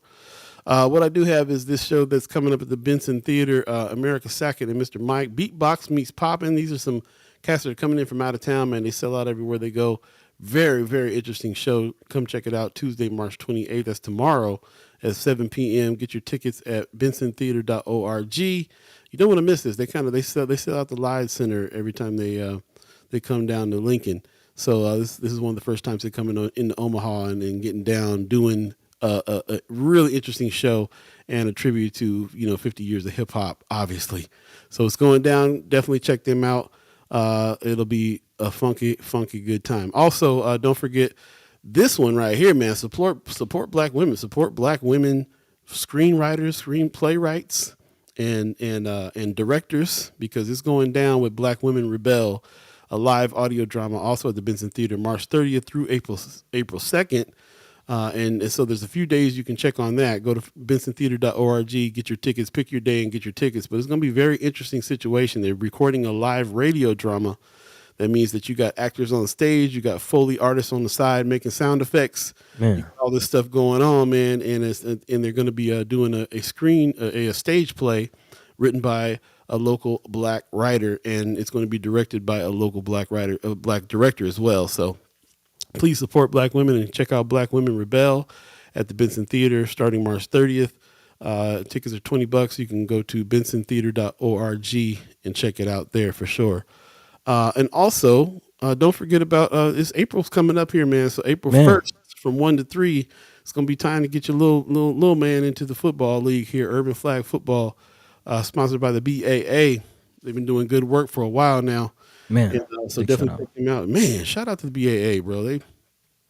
I can't wait. Down. I can't wait to get more down with them on some stuff, man, and see where they're going on it. So check it out. If you ever see them little kids out there playing at Spalding Park, 3012 Manderson Street, you can kind of see them off 30th because that's kind of where that park is. But man, I watched them one day, just driving down the street, watching them, and they were getting down out there. I was like, man, these little cats are going to the NFL at some point. Some of them, and really we do need to support it, man, because that's where it starts. When I think about what the BAA is doing, I think about Snoop and the youth football league that he created down in Cali, and of course, I mean Snoop, but just giving these children a platform, giving these children a community to be loved, and to have men around, and just to have that energy of football. There's a lot of people who are now in the NFL that came out of Snoop's youth camp, and we can have the same thing in our community, and have the same start and inspiration for our youth to go on and do bigger and better things. That's what's up. Mayor Sanchez, support the flag football. Shout out to Mayor Sanchez over there, who was our liaison constituent to the BAA. Appreciate you going over there helping out, man. Got to shout you out again for that. That was really, really awesome. Appreciate it. He says the community has to get a hold of the youth before they give up. Ain't that the truth? That part. Yep. Can First Sky sponsor a team? Can we? I don't see why not. Bro. I don't see why not. Good idea. I think, man, we should think of a name, and all we got to do, I'm sure we just holler at Brother Kasim, holler at the team over there. They'll get us right. Man, I'm with that. That'd be dope.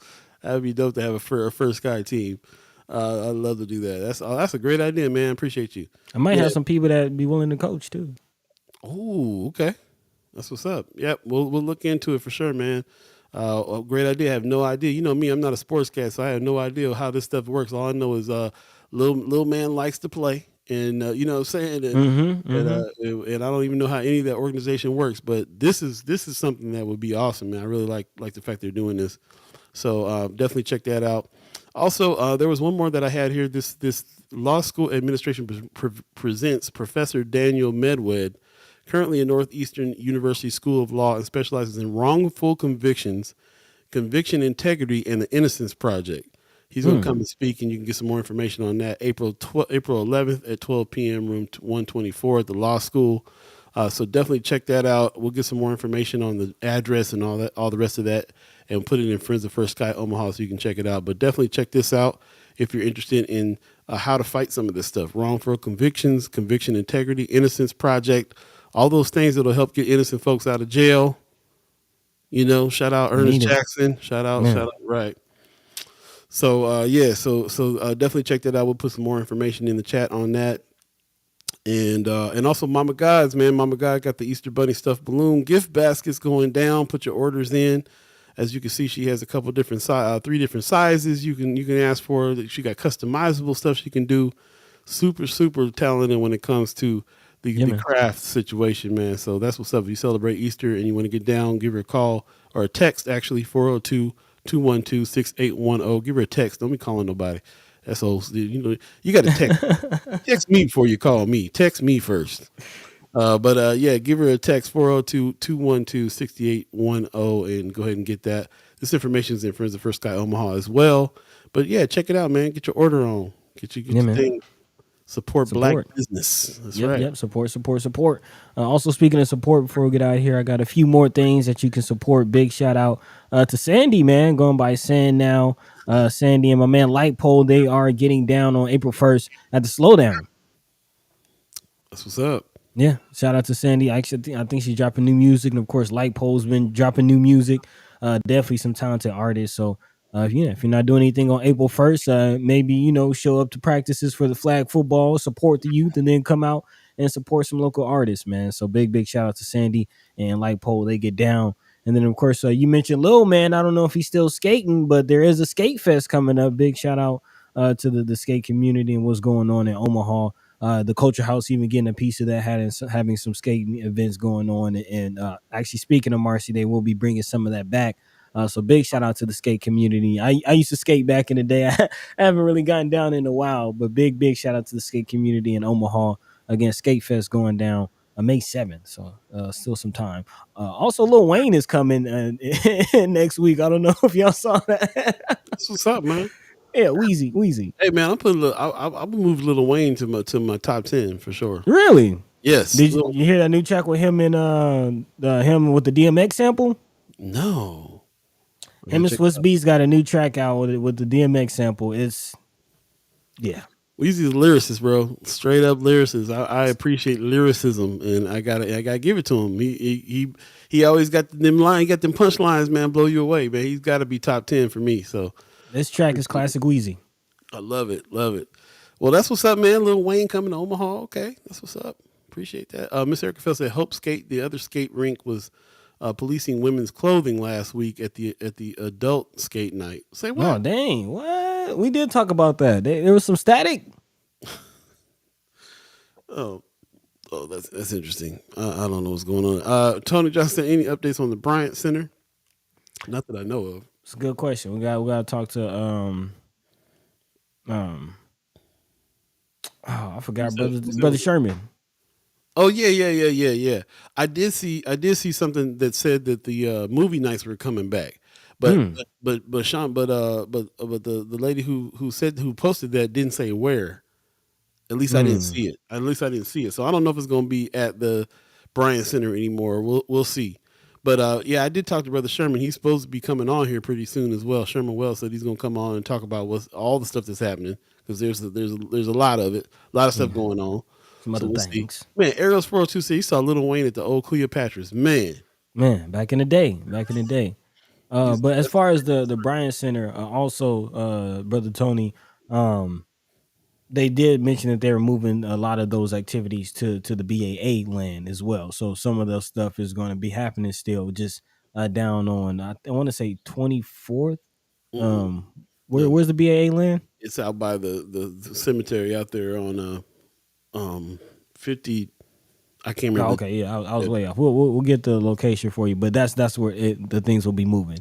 And Miss Erica Fells said Shawnee isn't doing the Bryant Center, so the movie night is going to be somewhere else too, right?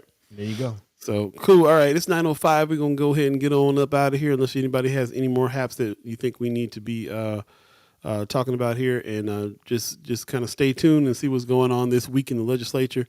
I will say that's another hap. It's still happening. Definitely check out what's going on in the legislature. See, give us your opinions about how things go. Watch how the votes work. Watch about who shows up to the bills, and continue to look ahead at the bills that you want to support, and make a plan to go up and support them. We got to still kind of push that, because we're still in the session. It's still happening. We're trying to get through to the things that affect North and South Omaha, and we're really waiting on to talk about those things. So we really got to kind of continue that, and then give us your opinions on what you think about a lot of this stuff.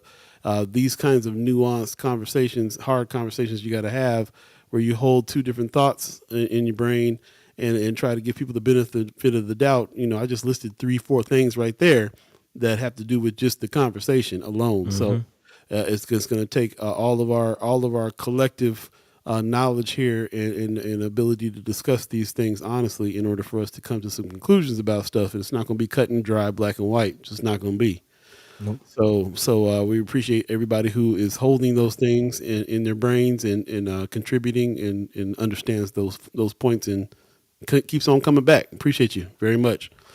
Like Keisha said, great conversation, great show. Thank you, everyone. Appreciate you very much. Buddy, you got some words for the people? Man, yeah, definitely a great conversation. Big shout out. We got over 100 comments today, so thank you to everyone who joined in the conversation, who let their mind be free, and more importantly, let their voice be heard. Yeah, we appreciate you. We thank you. We love you. Catch the same time, same place, Monday, Wednesday, and Friday. Of course, we will continue our conversation talking about allyship and exactly what is the strategy in the legislature and how can we get some real things accomplished. So we'll continue that conversation throughout the week. And until next time, everyone, take care of yourselves, take care of your loved ones, check on your loved ones. And, as Miss Erica Phelps says, drink some water. And, Ramadan Mubarak to all my fellow Muslims who are observing. Word up. Appreciate you, man. I want to also give a shout out to Kethro. I ran into Kethro at the celebration the other night. He gave us some high praise about the show. Says he turns it on every morning and does yoga to it. And yeah, man, if you're out there getting your downward dog on, bro, just want to give you a shout out. Appreciate you very much. We'll definitely be talking about some things. We're gonna have him on the show here pretty soon too, talking about the music industry that he is in a big way out here. So shout out to Kethro, and we'll talk soon. We'll talk soon. Pop says, thanks for another great show. See you on Wednesday. And never forget that I send you all mad love from Vegas. Appreciate you, Pops. I'm going to talk to you soon, man. Got my sleep pap machine. We need to talk. Oh, you got it? I got it. Did you use it? Tried it the first time last night. The very first time, which means I'm having I got some adjustment period. You got something on your face trying to go to sleep. Yeah. So I'll definitely talk to Pops, who has some experience there. You can give me some tips on getting this together. But yeah, I'm very excited about doing whatever I got to do to find some actual sleep. So man, yeah, it's important. It's going down. Ms. Erica Fell says, thank you for a great show. I'll catch what I missed on replay. Childcare is always an important conversation, and I'll be digging into that new center so I can have an opinion on it. Okay. Have a marvelous Monday. Drink water and be good to yourselves. Appreciate that very much. Carla Wesley says, enjoyed your program. Thank you so much. If you're a first-time person joining here, then thank you so much for that. I appreciate you coming through. Tell a friend, anybody else who you think might want to be a part of these discussions. Share the show. So yeah, appreciate you very much. Thank you. Marianne Williams says, great show again. Have a great day, all. You guys have a great day too. Appreciate you. Man. I want to give thanks to the Omaha tribe elders for allowing us to be on this land and speak while we're here. I want to give thanks to our elders for allowing us to speak before them. I want to give thanks to you, the chat chimers, allowing us to speak with you.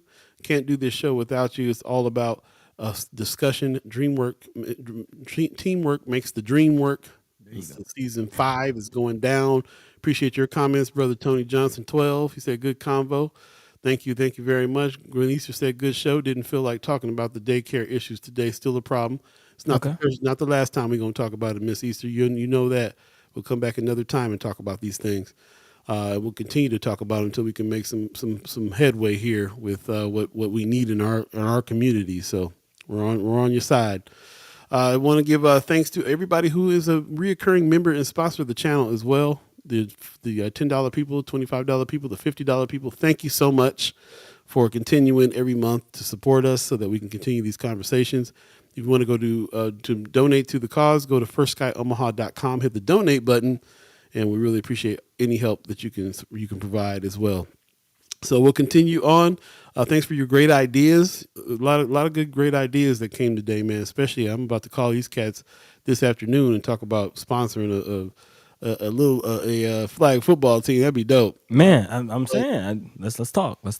Yeah, man. In the meantime, between time, buddy, man, I guess you ain't eating now. So yeah, I'm gonna send you some some good vibes for your day to be able to get through what you Thank you. Because I got Krispy Kreme and Dunkin' Donuts right around the corner from the house. Anytime I go anywhere, I'm just like,